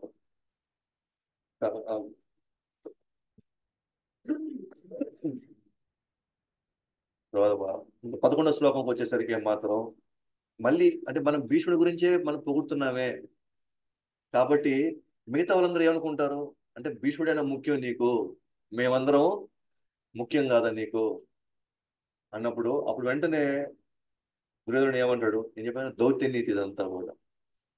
వెంటనే దుర్యోధనుడు ఏం చేస్తాడు, మీరందరూ కూడా ముఖ్య స్థానాల్లో ఉండి భీష్ముడికి మీరు రక్షణ ఇవ్వాలా, అంటే మీరు రక్షణ ఇస్తే గాని భీష్ముడు ఇక్కడ పోరాడలేడు. కాబట్టి మీరందరూ కూడా ముఖ్యం ఇక్కడ భీష్ముడిని చూసుకోవడంలో, భీష్ముడిని కంటి కనిపెట్టడంలో మీరు ఉంటేనే భీష్ముడు ముందుకి పోగదు. కాబట్టి మీరందరూ కూడా ముఖ్యమైన వాళ్ళే అని చెప్పడానికి ప్రయత్నిస్తాడు అన్నమాట. ఇక్కడ అని చెప్పడానికి ప్రయత్నిస్తాడు. కాబట్టి ఈ విధంగా దౌత్య నీతి అంటారు దీన్ని. ఓకేనా, అన్ని దగ్గరలా ఏ మాటలు మాట్లాడితే ఎవరిని నొప్పించుకోకుండా తన పని అయ్యేటట్టుగా, మళ్ళీ ఇరువైపులా అంటే మన వైపు ఎటువంటి పక్షపాతం లేకుండా పోరాడేటట్టులాగా చూస్తారన్నమాట. ఇది 2 నుంచి 11 దాకా. ఇప్పుడు 12 నుంచి 19 దాకా. ఇప్పుడు సో 12 నుంచి 19 దాకా ఇప్పుడు శంకారావం. ఇప్పుడు డిస్కషన్ అంతా అయిపోయింది. దుర్యోధనుడేమో అటువైపు ఇటువైపు ఎవరు అని చెప్తారు. తర్వాత భీష్ముడిని పొగుడతాడు కదా, ఎవరు, దుర్యోధనుడు. ఇంకా భీష్ముడు ఏమంటాడంటే ఇంకా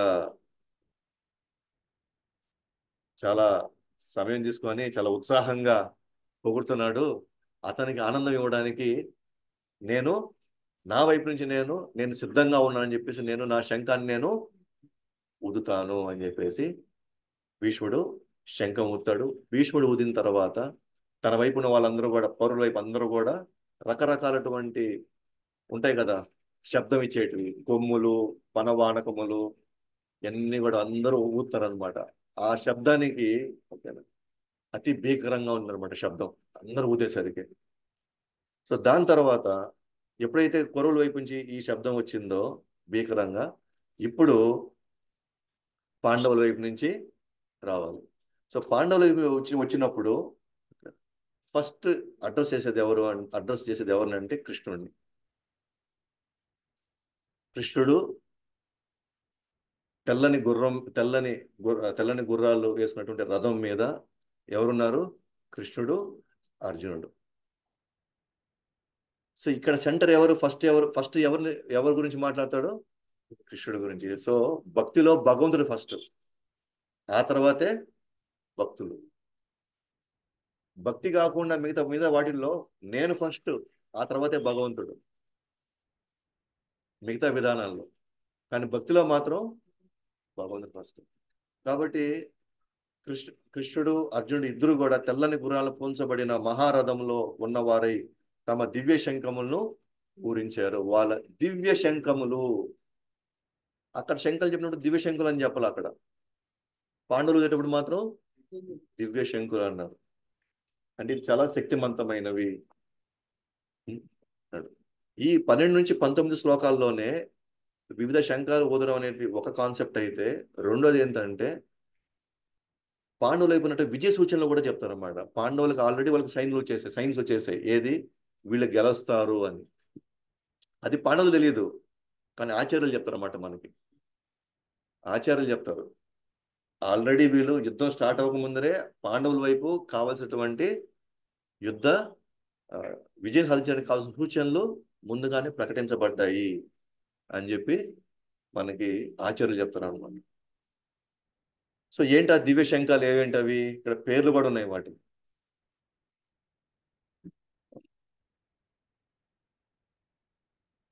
పాంచజన్యం ఋషికేశో దేవదత్తం ధనంజయ పౌండ్రం దద్మౌ మహాశంకం భీమకర్మ గురుకోదర.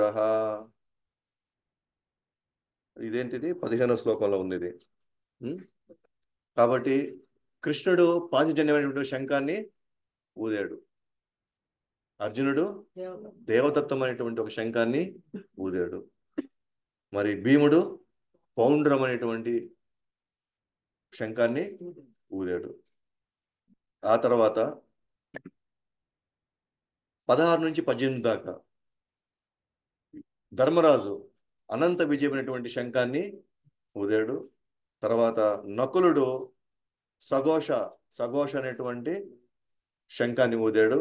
తర్వాత సహదేవుడు మణిపుష్పకౌ అనేటువంటి శంఖాన్ని ఊదాడు.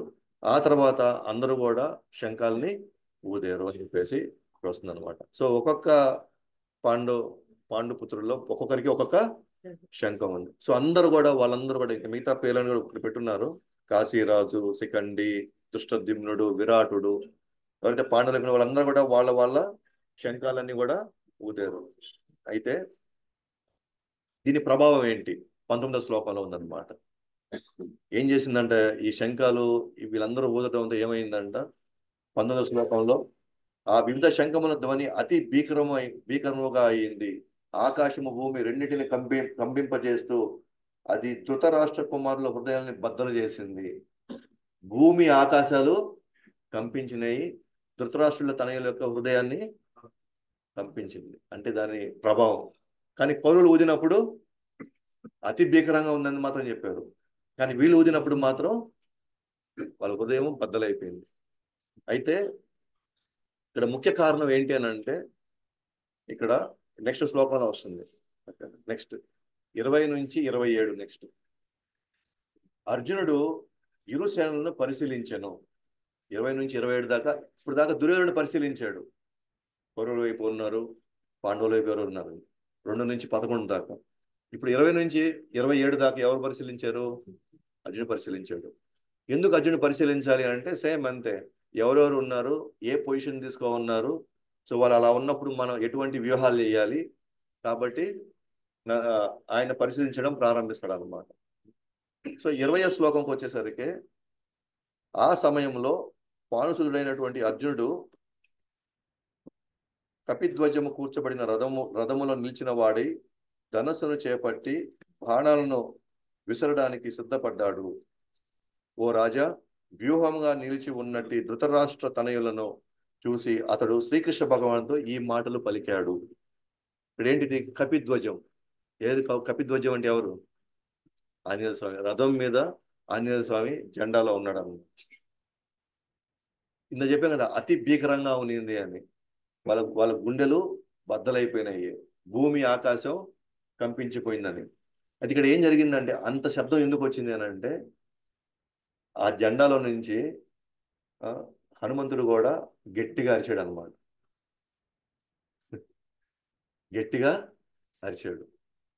సో ఆయన ఆ రథం మీద ఆ జెండాలో ఉండి ఆయన ఎందుకు అరిచాడు అని అంటే దాని వెనకాల ఒక ఇతివృత్తం ఉందన్నమాట. ఏంటంటే ఒకసారి ద్రౌపదికి చాలా ఇష్టమైనటువంటి 1000 పూల రెక్కలున్నటువంటి పద్మం కనిపిస్తుంది అనమాట. అది నాకు కావాలని ఆమె కోరుకుంటుంది అనమాట. సరే, ఆమె కోరికను తీర్చడానికి భీముడు వెళ్ళి అది ఎక్కడుందో తెలుసుకోవడానికి అతను ప్రయాణం కొనసాగిస్తాడు. అతను ఎక్కడెక్కడ పోతున్నప్పుడల్లా కూడా దారిలో ఏది అడ్డొస్తే దాన్ని తీసేస్తుంటాడు అనమాట. పెద్ద పెద్ద కొండలు వచ్చినా లాగేస్తుంటాడు, చెట్లు బండల గంటలు వచ్చినా కూడా లాగేస్తుంటాడు అనమాట. అట్లే పోతున్నప్పుడు ఒక దగ్గర ఒక ముసలికి కోతి తోక దారిలో వదిలేసి ఉంటుంది అనమాట. భీముడు సరే పోతున్నప్పుడు ఆయనకేం అడ్డు ఉండకూడదు కదా, చూస్తే ఆ తోక అడ్డుగా ఉంటుంది అనమాట. ఆ కోతికి చెప్తాడు అనమాట, అయ్యా నువ్వు కొద్దిగా ఈ తోక అడ్డుది, నేను పోవాలనుకుంటానంటే ఆ కోతి అంటే నేను ఇప్పుడు ముసలిదాన్ని అయిపోయాను, నాకు తోక పక్కన తీసేంత శక్తి కూడా నాకు లేదు, నీకు ఏదైనా అవకాశం ఉంటే నువ్వు నీ తోక నువ్వు పక్కన తీసుకొని నువ్వు పోతా ఉన్నాడు. భీముడు కోపం వస్తుంది. నేను ఇక్కడ భీముడిని, నీ తోకని పక్కన నన్ను పెట్టమంటావా? నీకు ఆ మాత్రం ఇది లేదా, తీద్దాన్ని అంటావు. నేను తీలేను, అది నా వల్ల కాదు. నీకే అంతగా ఇదైతే నువ్వే పక్కన తీసుకొని నువ్వు నీకు అంత అవసరం అనుకుంటాను అనమాట. సో వాదోపాదం జరుగుతూ ఉంటది. భీముడికి ఇంక కోపం వస్తుంది. సరే ఇంక దీని సంగతి ఉందని చెప్పేసి తోకను పట్టుకొని లాగాలనుకుంటాడు. కొంత దానికి గాయపరచాలనుకుంటాడు.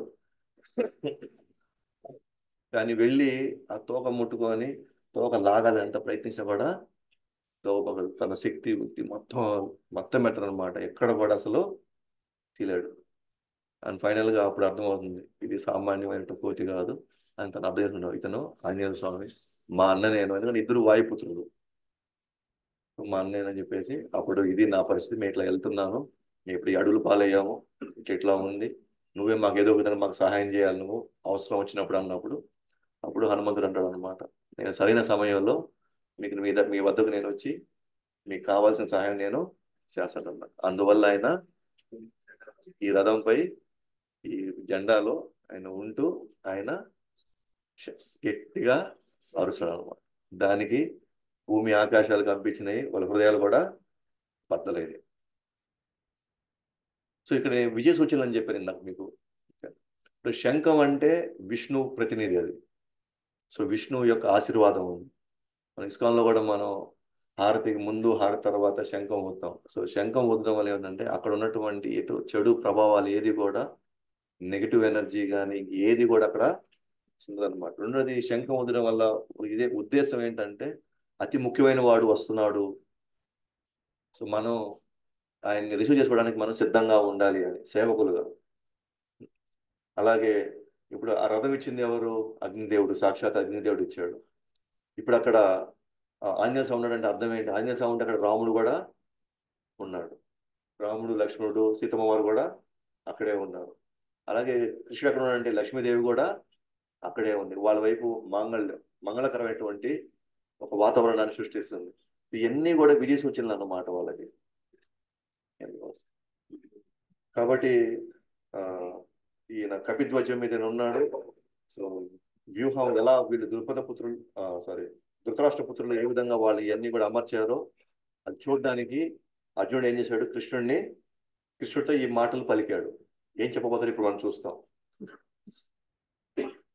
సో 21 అంతేనా? నెక్స్ట్ 21 శ్లోకం. అర్జునుడు పలికెను, ఓ అచ్యుత, దయచేసి 2 సేనల మధ్య నా రథమును నిలుపుము. తద్వారా యుద్ధము చేయగోరి నిలిచిన వారిని, ఈ మహాసంగ్రామంలో నేను తడబడవలసిన వారిని చూడగలుగుతాను. నేను దయచేసి తీసుకుని 2 సేనల మధ్యలో రథాన్ని ఆపండి అని చెప్తున్నాడు. ఒక విధంగా చెప్పండి, అర్జునుడు ఇక్కడ ఆర్డర్ చేస్తున్నాడు కృష్ణుడిని తీసుకొని వెళ్ళి 2 సేనల మధ్యలో పెట్టి. ఇక్కడ ఎక్కడ కూడా ప్రార్థన భావంలో కానీ వినమ్ర భావంలో ఎక్కడా లేదు. కానీ కృష్ణుడు అర్థం చేసుకుంటున్నాడు. కృష్ణుడు తన సేవకుడు ఆర్డర్ చేసినా కూడా ఆర్డర్ని తీసుకున్నాడు. కృష్ణుడు భక్తవత్సలుడు, తన యొక్క స్వభావం మనకు కనబడుతుంది ఇక్కడ. 23 తర్వాత 23 దుష్టబుద్ధి కలిగిన ధృతరాష్ట్ర తనయునికి ప్రియమును చేకూర్చగోరి యుద్ధము చేయడానికి ఇక్కడకు వచ్చిన వారిని నేను చూస్తాను ఎవరెవరు వచ్చారో ఇక్కడ, ఎవరెవరు సమావేశాలు నేను చూడాలనుకుంటున్నాను నేను అన్నాడు. ఆ తర్వాత సంజయుడు పలికాడు, ఓ భరత వంశీయుడా, అర్జునుచే ఆ విధంగా సంబోధించిన వాడి శ్రీకృష్ణ భగవానుడు ఉత్తమమైన రథమును ఇరు పక్ష సేనల మధ్యకు నడిపాడు. కృష్ణుడు తీసుకొచ్చి అర్జునుడి కోరిక మేరకి తీసుకొచ్చి అక్కడ పెట్టాడు. ఆ తర్వాత కరెక్ట్గా ఎక్కడ పెట్టాడు? కృష్ణుడు అర్జున్ తీసుకుని వెళ్ళి భీష్ముడు, ద్రోణుడు, ఇతర భూపాలకుల సమక్షంలో శ్రీకృష్ణుడు, పార్థ, ఇచ్చట సమకూడిన కురువంశులందరినీ చూడు అని పలికాడు. ఎగ్జాక్ట్ గా తీసుకొచ్చి పెట్టాడు భీష్ముడు, ద్రోణాచార్యులు. అత్యంత ప్రియమైన వాళ్ళు తనకి. తనకి అత్యంత ప్రియమైన వాళ్ళ మధ్యలో తీసుకొచ్చి పెట్టినప్పుడు ఆటోమేటిక్గా మన మనసులో కొంత సంఘర్షణ ప్రారంభం అవుతుంది. ఇప్పుడు ఫస్ట్ టైం కృష్ణుడు ఇక్కడ ఏమన్నాడంటే, ఓ పార్థ, ఇక్కడ సమకూరినటువంటి కురువంశులందరినీ నువ్వు చూడు అన్నాడు. ఇప్పుడు నువ్వు చూడు అని ఇట్లా అన్నాడు. అర్జున్ని ఒక స్థితిలో నుంచి ఇంకో స్థితిలోకి తీసుకొచ్చేసాడు. ఇప్పుడు దాకా అర్జునుడు ఆత్మస్థితిలో ఉన్నాడు. యుద్ధానికి ముందర అతను ఎదుటి వాళ్ళు కూడా శత్రువులాగా చూశాడు, ఎదుటి వాళ్ళని సైనికుల్లాగా చూశాడు, అది ఒక యుద్ధ రంగంలాగా చూశాడు. మనం పోరాడాల్సిందే అన్న భావంలోనే ఇప్పుడు దాకా వెళ్ళింది. ఎప్పుడైతే ఫస్ట్ టైం ఇప్పుడు కృష్ణుడు వచ్చి ఇప్పుడు నువ్వు చూడు అర్జున అన్నాడు, ఇమ్మీడియట్ గా అర్జునుడి యొక్క ఆత్మస్థితిలో నుంచి దేహస్థితిలోకి తీసుకొచ్చాడు. ఎందుకు తీసుకొచ్చాడు?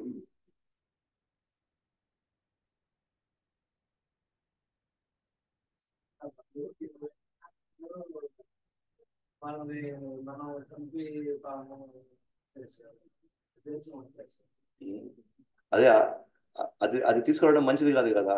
అర్జునుడు ఆ స్థితికి ఎందుకు తీసుకొచ్చాడు?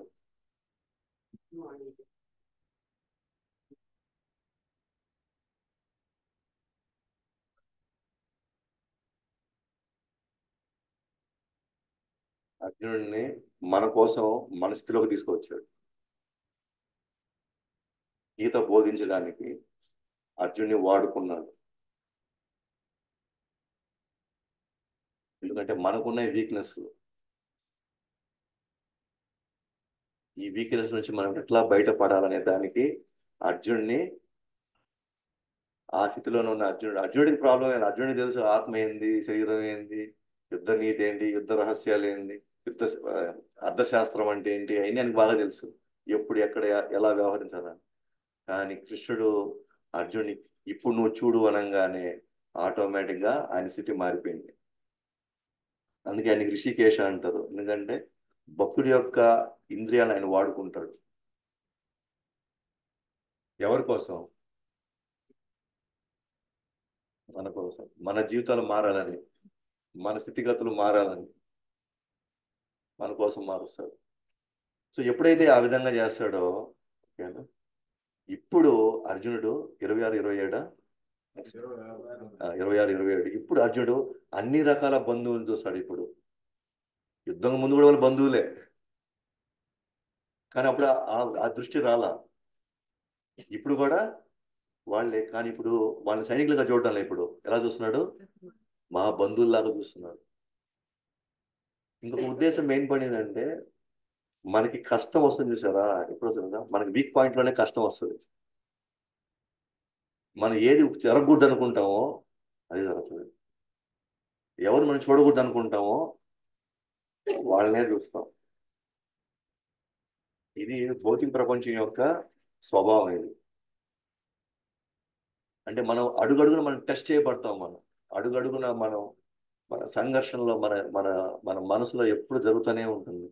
ఎగ్జాక్ట్ గా మనం ఏది వద్దనుకుంటామో అక్కడికి వెళ్ళి నిలుస్తాం. సో కృష్ణుడు కూడా అర్జున్ని అదే స్థితిలో తీసుకుని అక్కడికి వెళ్ళి పెట్టాడు అన్నమాట. సో ఇప్పుడు వరకు ఒక ఎత్తులో ఉన్న వాళ్ళం నెక్స్ట్ ఆ వీక్ పాయింట్ వెళ్ళేసరికి అప్పుడు మన ప్రవర్తన ఏముంటుంది, మనలో లోపల ఆందోళన ఎలా ఉంటుంది ఒకసారి గమనించుకుంటే, ఎగ్జాక్ట్ గా భగవద్గీత ఇప్పటి నుంచి కృష్ణుడు అర్జున్ని ఒక్కొక్క మెట్టు చెప్తూ ఉన్నప్పుడు అర్థం చేసుకోవాలంటే, నాకు చెప్తున్నాడు నన్ను ఈ మెట్లు ఎక్కమంటున్నాడు. భగవద్గీత ఎవరి కోసం? మీరు కానీ నిజంగా కానీ క్షుణ్ణంగా కానీ ఈ 18 రోజులు కానీ మీరు కానీ రాగలిగితే, ఇంకా మన స్వభావం మనకు అర్థమైపోతుంది, మన జీవితం మనకు అర్థమైపోతుంది.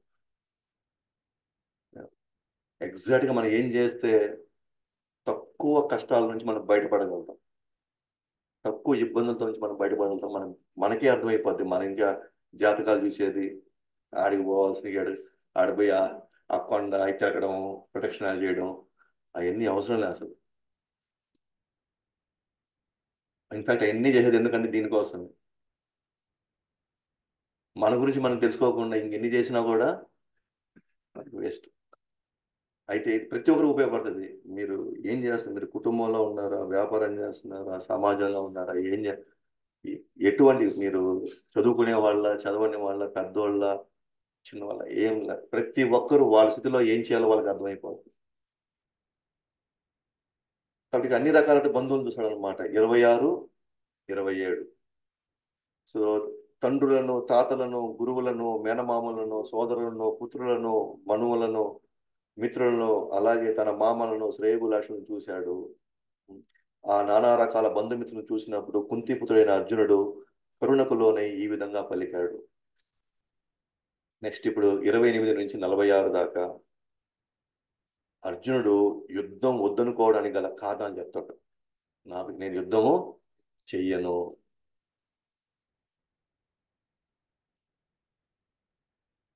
యుద్ధం చేయను అని చెప్పడానికి 4 కారణాలు చెప్తాడు అన్నమాట.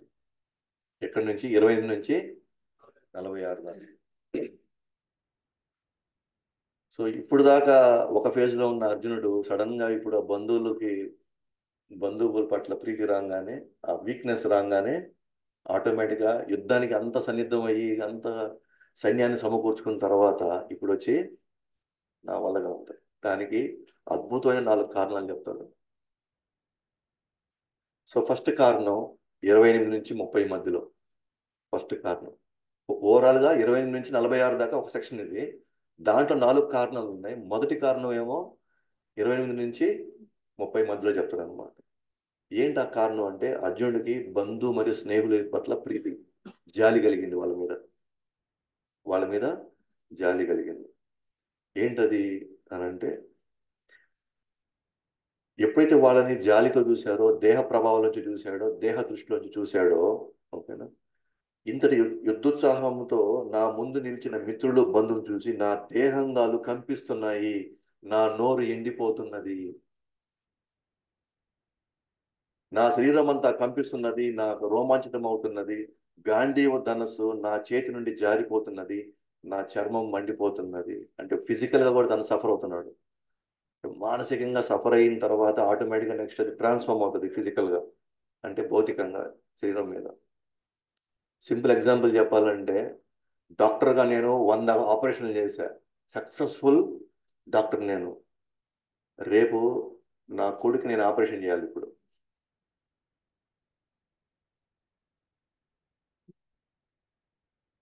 అక్కడ దేహ భావనకు వచ్చాడంటే అసలు చేయలేడు.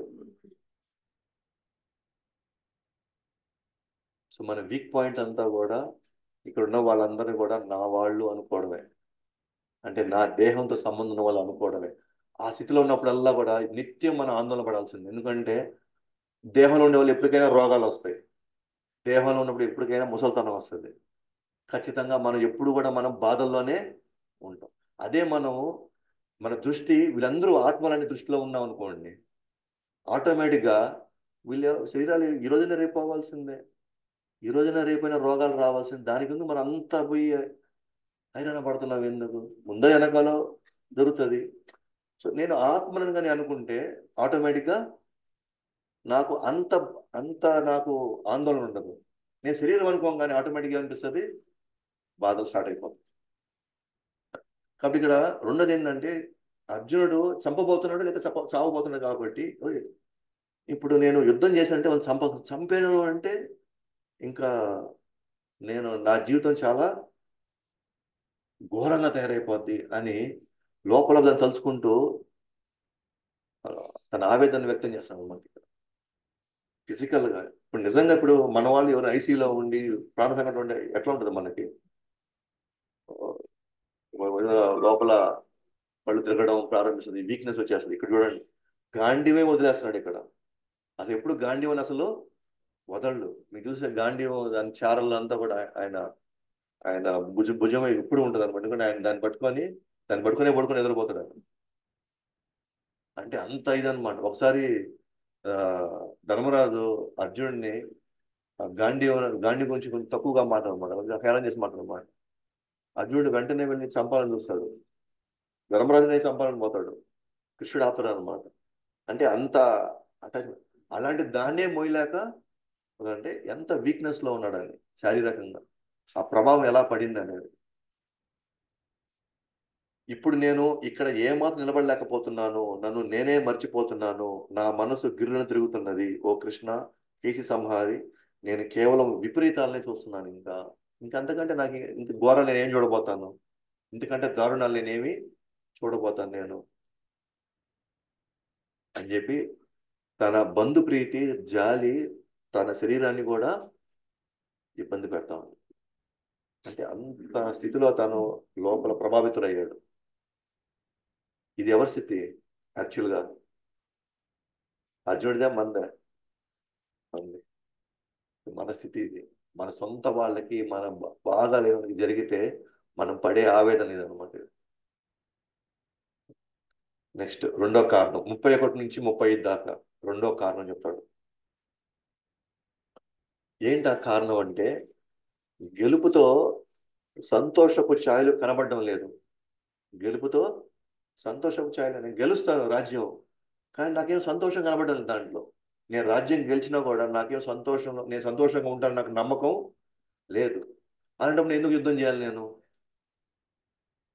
నాకు ఏదైనా వచ్చి నేను ఆనందపడితే నేను చేయడానికి నాకు ఉత్సాహం వస్తుంది. కానీ నేను గెలిచినా కూడా నాకు ఆనందం రానప్పుడు, నాకు సంతోషం రానప్పుడు నేను ఎందుకు యుద్ధం చేయాలి? నాకేం అవసరం అని చెప్పి అర్జునుడు ఇక్కడ రెండో కారణం. అందువల్ల నాకు యుద్ధం వద్దంటున్నాడు.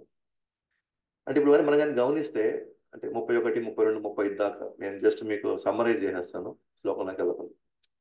వాస్తవానికి మనందరం కూడా కొత్త కొత్త వస్తువులు కొనాలని, కొత్త కొత్త సమకూర్చుకోవాలని అందరికి ఇష్టమే. ఎందుకంటే కొత్తవి ఎప్పుడైనా మనకి ఉత్సాహం ఇస్తుంది. కానీ మనకి యాక్చువల్గా ఉత్సాహం ఇచ్చేది మనం కోరుకున్నందువల్ల కాదనమాట. యాక్చువల్ సంతోషం, ఆ సంతోషం రెట్టింపు అయ్యేది అది మనం కోరుకొని మనం పొందినప్పుడు కాదనమాట. యాక్చువల్గా దానికి ఇంకొక ఫేజ్ ఉంది. సపోజ్ మీరు బాగా కష్టపడి చెమట వచ్చి కింద పైన పడి గంటలు గంటలు వేసి ఒక సెలెక్ట్ చేసుకొని వచ్చారు అనుకోండి, అది ఏదైనా కారు కావచ్చు, లేదా ఒక సూట్ కావచ్చు, లేదా ఒక చీర కావచ్చు, లేదా బంగారం కావచ్చు, ఏదైనా సరే చేసుకుని వచ్చిన తర్వాత ఎవరికి చూపించాను అనుకోండి, వాళ్ళు ఏం బాగాలేదన్నారు అనుకోండి, సంతోషం ఎవరి మీద ఆధారపడింది? అదే వాళ్ళు కానీ బాగుంది అనుకోండి, మన సంతోషం రెట్టింపు అవుతుంది. అందరూ బాగుంది అనుకోండి, మనకి ఇంకా ఆనందం కలుగుతూ ఉంటుంది. అది ఇక్కడ ప్రాబ్లం ఏంటంటే అర్జునుడికి, ఓకేనా, నేను రాజ్యం తీసుకొని వస్తాను, సంపాదిస్తాను, కానీ చూపించడానికి బంధువులు లేరే. వాళ్ళు, అబ్బా మరి రాజ్యం తీసుకొచ్చిన ఆయన అద్భుతంగా ఉంది, నువ్వు పరాక్రమం అనడానికి ఎవరు లేరు, అక్కడ లేరు. అలాంటప్పుడు నాకు ఎందుకు ఈ రాజ్యం ఎందుకు అంటున్నాడు. ఇప్పుడు మనకు ఒక ప్రిన్సిపల్ తెలుస్తుంది, మన సంతోషం యాక్చువల్ మన సంతోషం కాదు, మన వాళ్ళు దానికి ఇచ్చే కితాబే మనకి సంతోషాన్ని రెట్టింపు చేస్తుంది. యాక్చువల్గా ఇవాళ మనం పొందే ఆనందం యాక్చువల్గా మన ఒరిజినల్ ఆనందం కాదు. అది మన పక్కన వాళ్ళు మనకి ఇచ్చే కితాబు, లేకపోతే వాళ్ళు ఇచ్చే పొగడ్తలే మనకి ఆనందాన్ని మనకి సస్టైన్ చేస్తున్నాయి. వాస్తవానికి అది మనకి పెద్దగా ఆనందాన్ని, లేదా ఆ ఆనందం తాత్కాలికంగా మాత్రమే ఉంటుంది అది. కాబట్టి ఇక్కడ ఆ గెలుపు గెలిచినా కూడా నాకు ఎటువంటి సంతోషం లేదు. సో ఫస్ట్ కారణం ఏంటి? జాలి, బంధు ప్రీతి, జాలి. రెండోది, గెలిచినా కూడా ఎటువంటి ఆనందం లేదు, ఎందుకు చేయాలి నేను అప్పుడు. మూడో కారణం ఇప్పుడు 36 నుంచి 38 దాకా, 36 నుంచి 38 దాకా పాపపు, ఏంటి ఏంటి కారణం అంటే పాపపు కర్మల భయం ఉంది. ఏంటి ఆ పాపపు కర్మలు? భీష్ముడు లాంటి, ద్రోణాచార్య లాంటి వాళ్ళు చంపబడాల్సిన పరిస్థితి వస్తుంది. పెద్దవాళ్ళు, పూజింపదగిన వాళ్ళు గురువు స్థానంలో ఉన్న వాళ్ళని చంపాల్సి వస్తే అనవసరంగా నేను పాపపు కర్మల్లో ఇరుక్కోవాల్సి వస్తుంది. నేను పాపపు కర్మల్లో ఇరుక్కొని అంత రిస్క్ నేను ఎందుకు తీసుకోవాలి అనవసరంగా యుద్ధం చేసి నేను అని అంటాం. వాస్తవానికి ఇక్కడ ప్రభుపాద గారు భాషణ చెప్తున్నారు అనమాట. యాక్చువల్గా 6 రకాల దురాక్రమణలు ఉన్నాయి. 6 రకాల దురాక్రమణలు ఉన్నాయి భాషలోకి వెళ్తే. అంటే ఎవరైనా సరే అన్యాయంగా మనకి విషం ఇచ్చి చంపాలనుకున్నా, మన ఇల్లుని తగలబెట్టాలనుకున్నా, మన ఆస్తిని తీసుకొచ్చి వాళ్ళు ఆక్- ఆక్రమించిన అన్యాయంగా, ఆ, అలాగే మనకు ఆయుధం లేనప్పుడు వాళ్ళు ఏమైనా ఆయుధంతో వచ్చి మనం చంపాల్సి మనం వాళ్ళని చంపేయవచ్చు అనమాట. అలాగే భార్యని కిడ్నాప్ చేసిన, అంటే తీసుకెళ్ళినా సరే, అలాగే ఏమన్నా విష ప్రయోగం చేసిన, ఇట్లాగా ఎవరైనా చేస్తే మన డైరెక్ట్గా చంపేయవచ్చు వాళ్ళు. అక్కడ ఎటువంటి శిక్ష లేదు. ఇప్పుడు కౌరవులు ఈ 6 చేశారు. కౌరవులు ఈ 6 చేశారు కాబట్టి ఖచ్చితంగా వీళ్ళు చంపినా కూడా ఎటువంటి పాపం కూడా లేదు. కానీ అర్జునుడు సాధారణ స్థితిలో నుంచి ఆలోచిస్తున్నాడు. ఆయన ఏం చేస్తున్నాడంటే అర్థశాస్త్రాన్ని ధర్మశాస్త్రాన్ని కలిపేస్తున్నాడు ఇద్దరు. అర్థశాస్త్రం అంటే ఏంటి? యుద్ధం సమయంలో ఎవరినైనా సరే నీ ఆపోజిట్కి వస్తే వాళ్ళు సైనికులైతే వాళ్ళు ఎటువంటి వాళ్ళని నువ్వు చంపేయవచ్చు. అక్కడ ఎటువంటి పాపము లేదు. ధర్మశాస్త్రం అంటే వాళ్ళు సాధారణ సమయంలో పెద్దవాళ్ళప్పుడు మనం గౌరవించాలి. వాళ్ళని మనం తిరిగి కూడా అనకూడదు. తిరిగి అన్నా కూడా మనకి మంచిది కాదు. కానీ యుద్ధరంగం వచ్చేసరికి మాత్రం ఎటువంటి వాళ్ళైనా సరే మనం చంపినా కూడా పాపం లేదు. కానీ ఇప్పుడు ఈయన లోపల బంధుప్రీతిలోకి వెళ్ళిపోయాడు కదా, అందువల్ల ఆయనకు అన్ని కూడా ఇప్పుడు తారుమారుగా కనిపిస్తున్నాయి అన్ని. కాబట్టి ఇంకోటి కూడా, మన శాస్త్రాలు చదువుతాం అనుకోండి, చదువుతాం కానీ మనకు తెలియాలి ఎప్పుడు ఎక్కడ ఏది అప్లై చేయాలని. ఇప్పుడు ఈయన అర్థశాస్త్రం అప్లై చేయాల్సింది ధర్మశాస్త్రం అప్లై చేస్తున్నాడు యుద్ధంలో. ఎందుకు మనకు గురువు ఉండాలంటే మనం చదివిన తర్వాత కూడా మనకు తెలియాలి ఎక్కడెక్కడ అప్లై చేయాలి దీన్ని అని. అది తెలియకపోతే మనం, అందుకే మనకి జీవితాంతం గురువు ఉండాలి. ఈవెన్ మనం చదివిన తర్వాత మనకి జీవితాంతం గురువు ఉండాలి. ఎందుకంటే ఎప్పుడెప్పుడు ఎక్కడ ఎలా వ్యవహరించాలో, దేనికోసం వ్యవహరించాలన్నా మనం ఖచ్చితంగా ఆయన గైడెన్స్ లో మనం ఉండాలి. నేను భగవద్గీత సప్తాహం చేశాను, 18 అధ్యాయాలు చేశాను. ఆ తర్వాత ప్రతి శ్లోకాన్ని నేను గురు పరంపర నేను నేర్చుకున్నాను. కాబట్టి నేను ఏమైనా చేస్తుంటే అది కుదరదు. జీవితాంతం గురువు ఉండాల్సిందే. ఎందుకంటే మనం ఎప్పుడు ఎక్కడ ఎలా ఆ లెక్కన ఎత్తుకుంటే, ఇప్పుడు అర్జునుడు కూడా మొత్తం తెలుసు, చిన్నప్పటి నుంచి ఆయన మొత్తం నేర్చుకున్నాడు. కానీ ఇప్పుడు ఆయన ఏం చేయాలో అర్థం కావాలి. ఇప్పుడు ఎగ్జాక్ట్ సిచ్యువేషన్ వచ్చినప్పుడు. కాబట్టి అర్థశాస్త్రాన్ని ధర్మశాస్త్రాన్ని రెండింటిని అయినా కన్ఫ్యూజ్ అయిపోతాం. అందుకని మనం ఒంటరిగా చదవలేము, ఒంటరిగా దాన్ని మనకు అర్థమైందంతా నిజమని ఒప్పుకోలేము. మనం అన్ని కూడా కావాల్సిందా కూడా ఎక్కడ పడితే అక్కడ మనం దాన్ని మనం ఉపయోగించలేము మనం. అందుకే మనకి ఖచ్చితంగా గురువు ఉండి తీరాల్సింది. మానవ జీవితం గురువు లేడంటే అది మానవ జీవితం కాదు. జంతువులకి గురువులు ఉంటారా? ఉండవు. సో మనిషికి గురువు లేకపోతే అతను జంతువులాగే ప్రవర్తిస్తాడు. తనకు తెలియదు ఏది మంచి, ఏది చెడు, ఏది ఎప్పుడు చేయాలి, ఎలా చేయాలో తెలియదు. కాబట్టి అర్జునుడు 36 నుంచి 38 దాకా ఆయన పాపపు భయాలు, పాపపు కర్మలు అంటుకుంటాయేమని భయపడి, ఇప్పుడు 39 నుంచి 43 దాకా. సో 39 నుంచి 43 దాకా చూస్తే కనుక అతనికి ఇంకొక కారణం ఉంది. ఇప్పుడు ఎందుకు నేను యుద్ధం చేయగలను? నేను యుద్ధం చేయడం వల్ల కుటుంబ వ్యవస్థలు, సాంప్రదాయాలు, ఆచారాలన్నీ కూడా నాశనం అవుతాయి. ఫలితం ఏంటి అంటే నరకం. నరకం ఉంటుంది. 2, పితృదేవతలకు పతనం అవుతారు. 3, కుటుంబ సంక్షేమ కార్యక్రమాలన్నీ కూడా విచ్ఛిన్నమైపోతాయి. ఏంటి కుటుంబ వ్యవస్థలు, ఆచారాలు నాశనం అవడం అంటే ఏంటి అని అంటే, ఇప్పుడు యుద్ధ రంగంలో ఉండే సైనికులు ఎవరైతే ఉన్నారో వాళ్ళు కుటుంబ పెద్దలు. వాళ్ళు ఎప్పుడైతే వాళ్ళు చనిపోతారో ఆ కుటుంబంలో మగ దిక్కు లేనప్పుడు, పెద్ద దిక్కు లేకపోతే ఆటోమేటిక్ గా అక్కడ ఉన్నటువంటి స్త్రీలు ఒక్కోసారి వేరే వాళ్ళ యొక్క ప్రభావంలో ఒక్కోసారి వాళ్ళు తప్పుగా వినియోగించబడతారు. దానివల్ల సంకర జాతి, వర్ణ శంకరం లాంటి సంతానం పుట్టడానికి అవకాశం ఉంది. వాళ్ళు ఈ శాస్త్రం తెలియక వాళ్ళకి నేర్పించే వాళ్ళు లేక వాళ్ళు వాళ్ళ పెద్దవాళ్ళకి సరిగ్గా వాళ్ళు ఈ పిండాన్ని కానీ శ్రాద్ధం పెట్టలేకపోతే చనిపోయిన వాళ్ళు సరిగ్గా పితృదేవతలకి, పితృ లోకాలకి వాళ్ళు పోలేక వాళ్ళు నరకానికి పతనం అవుతారు. వీళ్ళు కూడా నరకానికి వెళ్తారు. దీని నేను కారణం అది అన్నిటికీ, వాటి నేను కూడా నరకానికి వెళ్తాను అని ఎవరు అనుకుంటున్నారు?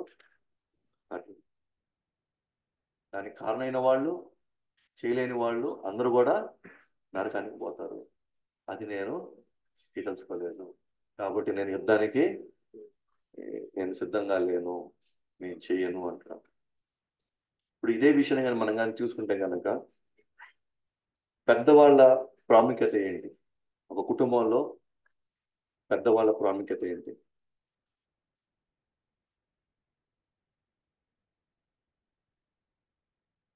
కుటుంబం యొక్క పోషణ,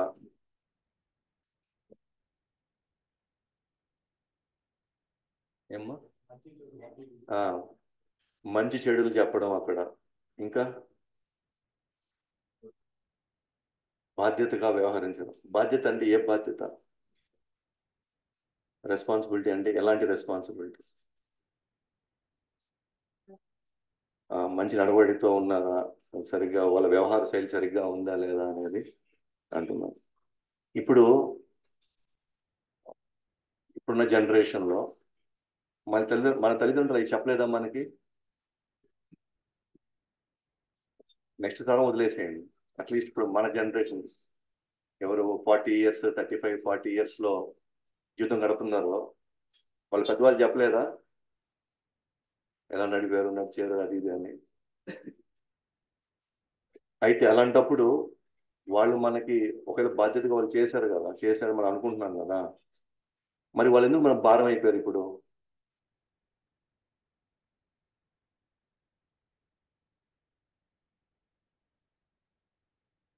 వాళ్ళు ఎందుకు వృద్ధాశ్రమం ఎందుకు చేర్చాలనుకుంటున్నావు?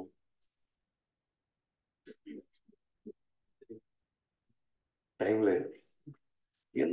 అంటే ఇప్పుడు వాళ్ళు మనకు అన్ని నేర్పించారు, మనం ఈ విధంగా నడుచుకోమన్నారు, మనకు అన్ని చెప్పారు, అయినా కూడా మనం ఎందుకు వాళ్ళని సరైనటువంటి స్థితిలో మనం ఎందుకు పెట్టలేకపోతున్నాం?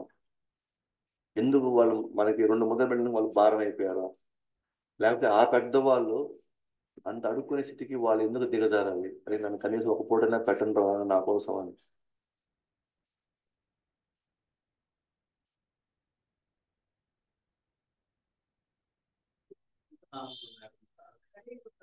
కలియుగ ప్రభావం.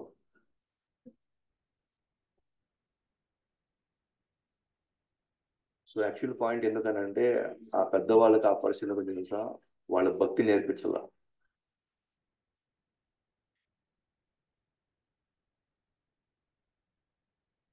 వాళ్ళు భక్తి నేర్పించాల, ఒకటే కారణం. ఎందుకంటే వాళ్ళకి సమయం వచ్చింది, వాళ్ళకి ఎన్నో ఆహ్వానాలు వచ్చాయి. భగవద్గీత క్లాస్ కదండి, భగవన్నామం చేయండి, భాగవతం చదవండి, చదవండి. ఇప్పుడు అంత సమయం లేదు, ముందు ఇదంతా అవ్వాలా, ఆ తర్వాత ఖచ్చితంగా వస్తామన్న. మనం నేర్పించింది మన పిల్లలకి ఎట్లా ఇంజనీరింగ్ ఎట్లా అవ్వాలా, డాక్టర్ ఎట్లా అవ్వాలా, ఎట్లా మనం బిల్డింగ్ కట్టాలా, ఎట్లా ఆస్తి సంపాదించాలా, ఎట్లా దాంట్లో ఉండాలి. ఒకవేళ వాళ్ళు భగవద్గీత పట్టుకున్నా కూడా ఏంద్ర ఈ వయసులో నీకు అవసరం ఇదంతా, ఇవన్నీ నీకు ఏం ఉపయోగపడతాయి, ఎందుకు ఉపయోగపడతాయి అంత, వీడు కానీ భగవద్గీత పట్టుకుంటే వీడు సన్యాసి అయిపోతాడేమో. ఎగ్జాక్ట్గా అదే అవుతుంది. అంటే అక్కడేమో కుటుంబ పెద్దలు లేరు, ఎందుకంటే అర్జునుడు యుద్ధం చంపేస్తున్నాడు. ఇక్కడేమో కుటుంబ పెద్దలు ఉన్నా కూడా అదే పరిస్థితి అవుతుంది ఇక్కడ. కుటుంబ కుటుంబ పెద్దలు ఉన్నా కూడా అదే పరిస్థితి కలుగుతుందంటే అర్థం ఏంటి? అక్కడ లేకపోవడం వల్ల వాళ్ళు చెప్పలేకపోయారు, ఇక్కడ ఉన్నా కూడా భక్తి వల్ల.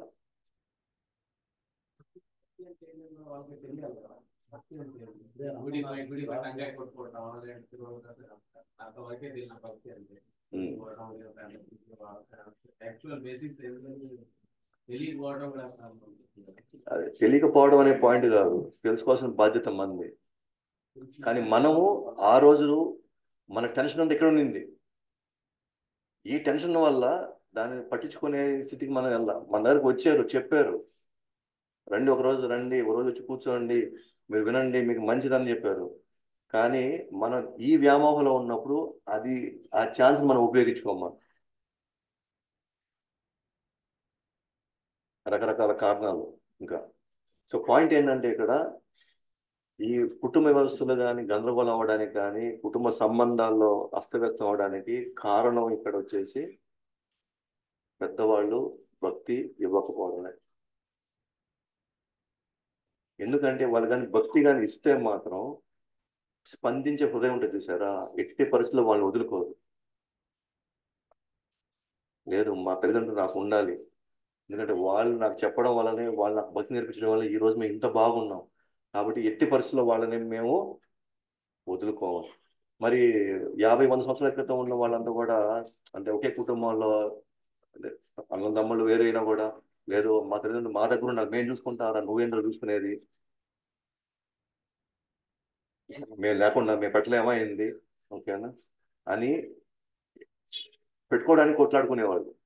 ఎందుకనంటే వాళ్ళు హరికథకి, కృష్ణ కథకి నిత్యం వాళ్ళు ఎక్స్పోజ్ అవుతా ఉండేవాళ్ళు. మహాభారతం, రామాయణం నిత్యం వాళ్ళు గుళ్ళోకి వెళ్ళి ఆ కథలు వినంగా ఆ కథలో నుంచి వాల్యూ తెలుసుకొని పిల్లలే ఆటోమేటిక్గా మాకు కావాలి, మేము పెట్టుకోవాలనుకున్నారు.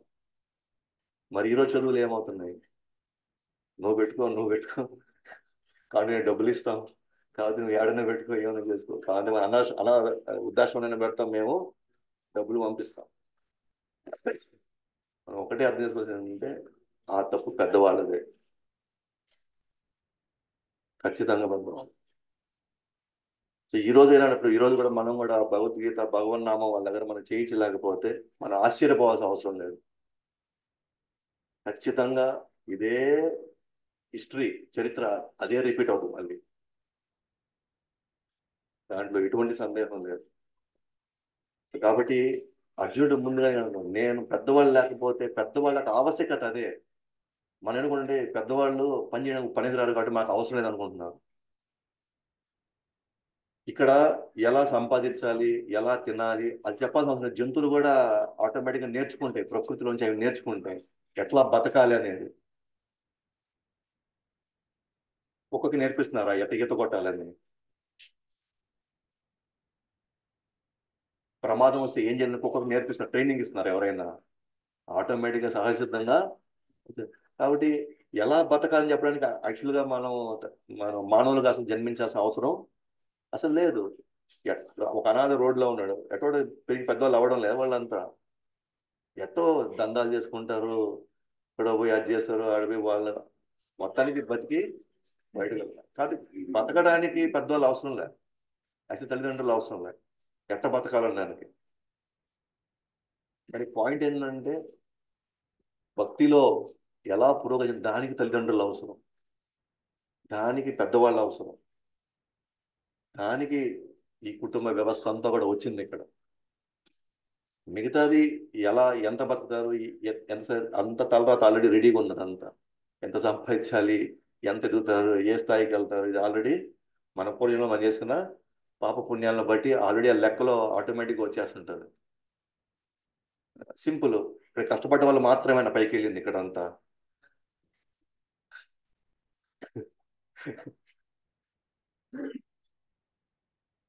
పాయింట్ అది కానే కాదు.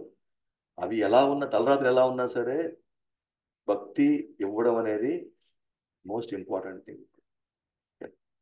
సో ఆ విధంగా 39 నుంచి 43 దాకా కుటుంబ వ్యవస్థలు, ఆచారాలు, సంప్రదాయాలు అన్నీ కూడా నాశనం అవుతాయి. కాబట్టి దానికి కారణం నేను కాకూడదు, కాబట్టి నేను యుద్ధంను చేయనంటాడు.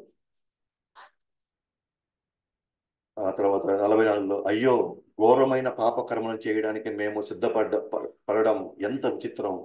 రాజ్య సుఖాలను అనుభవించాలనే కోరికతో మేము స్వజనమును వధించాలని అనుకుంటున్నాము. ఎంత ఘోరమైన పాపం నేను. చూడండి అర్జునుడి యొక్క స్వభావం చూడండి. వాళ్ళని, పాండవుల్ని వాళ్ళు ఎంత హింసించారు, ఎంత అవమానించారు, ఎంత కష్టపెట్టారు, అయినా కూడా అర్జునుడు పోతే పోయింది, నేను ఎంత నేను ఎంత ఘోరమైన పాపం చేయబోయానని మళ్ళీ రాడు. అది భక్తుడి యొక్క సున్నిత స్వభావం అన్నమాట. భక్తిలో ఉండే వాళ్ళ స్వభావం ఎలా ఉంటుందంటే ఫస్ట్ లో ఉంటుంది, భక్తులు రానంత వరకు కోపం, ఆవేశం ఉంటుంది. తర్వాత తర్వాత పోతే పోయిలా వాడు అనుభవించేస్తాడు, మనకి ఎందుకు ఇవన్నీ అని ఆ లైట్ సింపుల్ గా అలా దాన్ని వదిలేసుకుంటాం అనమాట. కాబట్టి నేను రాజ్యం అనుభవించాలని కోరికతో నా వాళ్ళని చంపాలనుకుంటానే అనుకున్నాను అని ఇక్కడ ప్రభుపాద రాశారు అనమాట. ఇది యాక్చువల్గా ఈ ఏదైతే ఈ స్వభావం అయితే వచ్చిందో అది ఈ సమయంలో రావాల్సింది కాదు, ఎప్పుడు యుద్ధ సమయంలో రావాల్సింది కాదు. అది అతని యొక్క బలహీనత అంటే. So right emotions right time పండాలి. రైట్ ఎమోషన్స్ రైట్ టైం ఉండాలి. అది ఎలాంటిదంటే పిల్లలు చెడుదారి పట్టినప్పుడు మన ఎమోషన్ ఎలా ఉండాలి?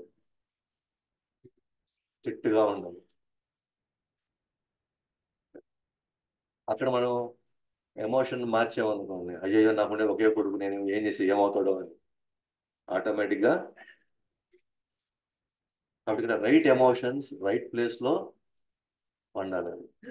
అది ఆ ఎమోషన్స్ రైట్ గా లేకపోయినా కూడా అంతా కూడా అస్తవ్యస్తం అవుతుంది.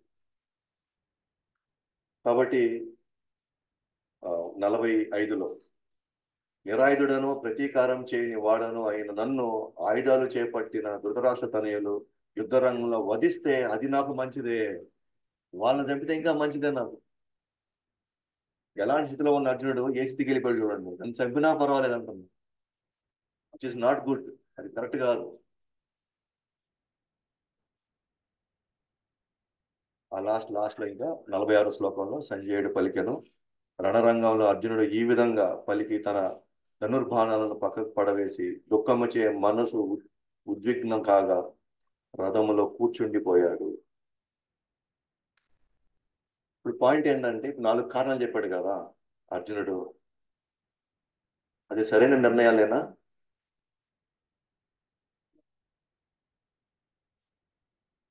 సరైన నిర్ణయాలు. నా బంధువులు నేను చంపుకోవడం ఏంది? నాతో మంచి చెడులు నాతో పాటు జీవించిన వాళ్ళు, నాతో పాటు ఆడుకున్న వాళ్ళు, నన్ను ప్రేమగా చూస్తున్నారు. అవును, నిజమే. బంధువులు చంపుకొని రాజ్యం తెచ్చుకొని ఏం ప్రయోజనము? 3, మనం గురువుని ఎలా చంపాలి? ఎందుకు చంపుతాం మనం వాళ్ళని? భీష్ముడు ఎంత కాపాడుకున్నాడు వాళ్ళని. ద్రోణాచార్యులు వాళ్ళకి తన సొంత అశ్వత్థామ కూడా ఇవ్వని చాలా విషయాలు అర్జునుడికి ఇచ్చాడు ద్రోణాచార్యుడు. అంత ప్రేమ, అంత అనురాగం. నిజమే, పాపం కదా అది. వాళ్ళ దగ్గర నేను ఇంత పొంది నేను వాళ్ళనే చంపాల్సిన పరిస్థితికి వస్తే కరెక్టే, యుద్ధం చేయకూడదు. 4వది, నా వల్ల కుటుంబ వ్యవస్థలన్నీ కూడా సర్వనాశనం అయిపోతుంది. దానికి అంత పెద్ద దానికి నేను ఎందుకు కాను? ఇప్పటి వరకు మనంగా నార్మల్గా ఆలోచిస్తే అర్జునుడు చెప్పిన 4 కారణాలు కరెక్ట్ కారణాలు. ఎస్, ఇతను యుద్ధం చేయకపోవడమే మంచిది అన్న స్థితిలోకి ఆ నిర్ధారణకి మనం వస్తాం. కానీ కృష్ణుడు ఎంటర్ అవ్వగానే అసలైన ధర్మం బయటకు వస్తుంది. ఇప్పుడు దాకా ఇది కూడా ధర్మంగానే కనిపిస్తున్నాయి ఇవన్నీ. ఇది అర్జునుడు కోణంలో నుంచి. కానీ భగవంతుడి కోణం నుంచి ఏంటిదంతా? భగవంతుడి కోణం నుంచి అసలైనటువంటి విశ్లేషణ జరుగుతుంది ఇప్పుడు నెక్స్ట్ 2వ అధ్యాయంలో. ఎంతసేపు మన అభిప్రాయం నుంచి చూస్తున్నాం మొత్తాన్ని. మన అభిప్రాయాన్ని చూసి ఇది కరెక్టే, ఇది తప్పు, ఇది అనవసరం, ఇది అనవసరం, ఇది మనమే అన్ని జడ్జిమెంట్ ఇచ్చేసుకుంటూ వెళ్తున్నాం ఇక్కడ. సో ఇక్కడి నుంచి మనం చూస్తున్నాం, కానీ పైనుంచి చూడాల విషయాల్ని. సో కృష్ణుడు దాన్ని రేపు చూసినప్పుడు మనకు అర్థం అవుద్ది నిజంగా మనం కరెక్ట్గానే మనం దీన్ని అర్థం చేసుకున్నాం లేదా అని. అండ్ రేపు 2వ అధ్యాయం మాత్రం 2గా డివైడ్ చేయబోతున్నాం 2 రోజుల్లోకి. ఎందుకంటే 72 శ్లోకాలు అన్నమాట. కాబట్టి చాలా చర్చించుకునే విషయం ఉంది, చాలా ఇంపార్టెంట్ అన్నమాట. దీని అధ్యాయం పేరు చేయండి గీతా సారాంశం.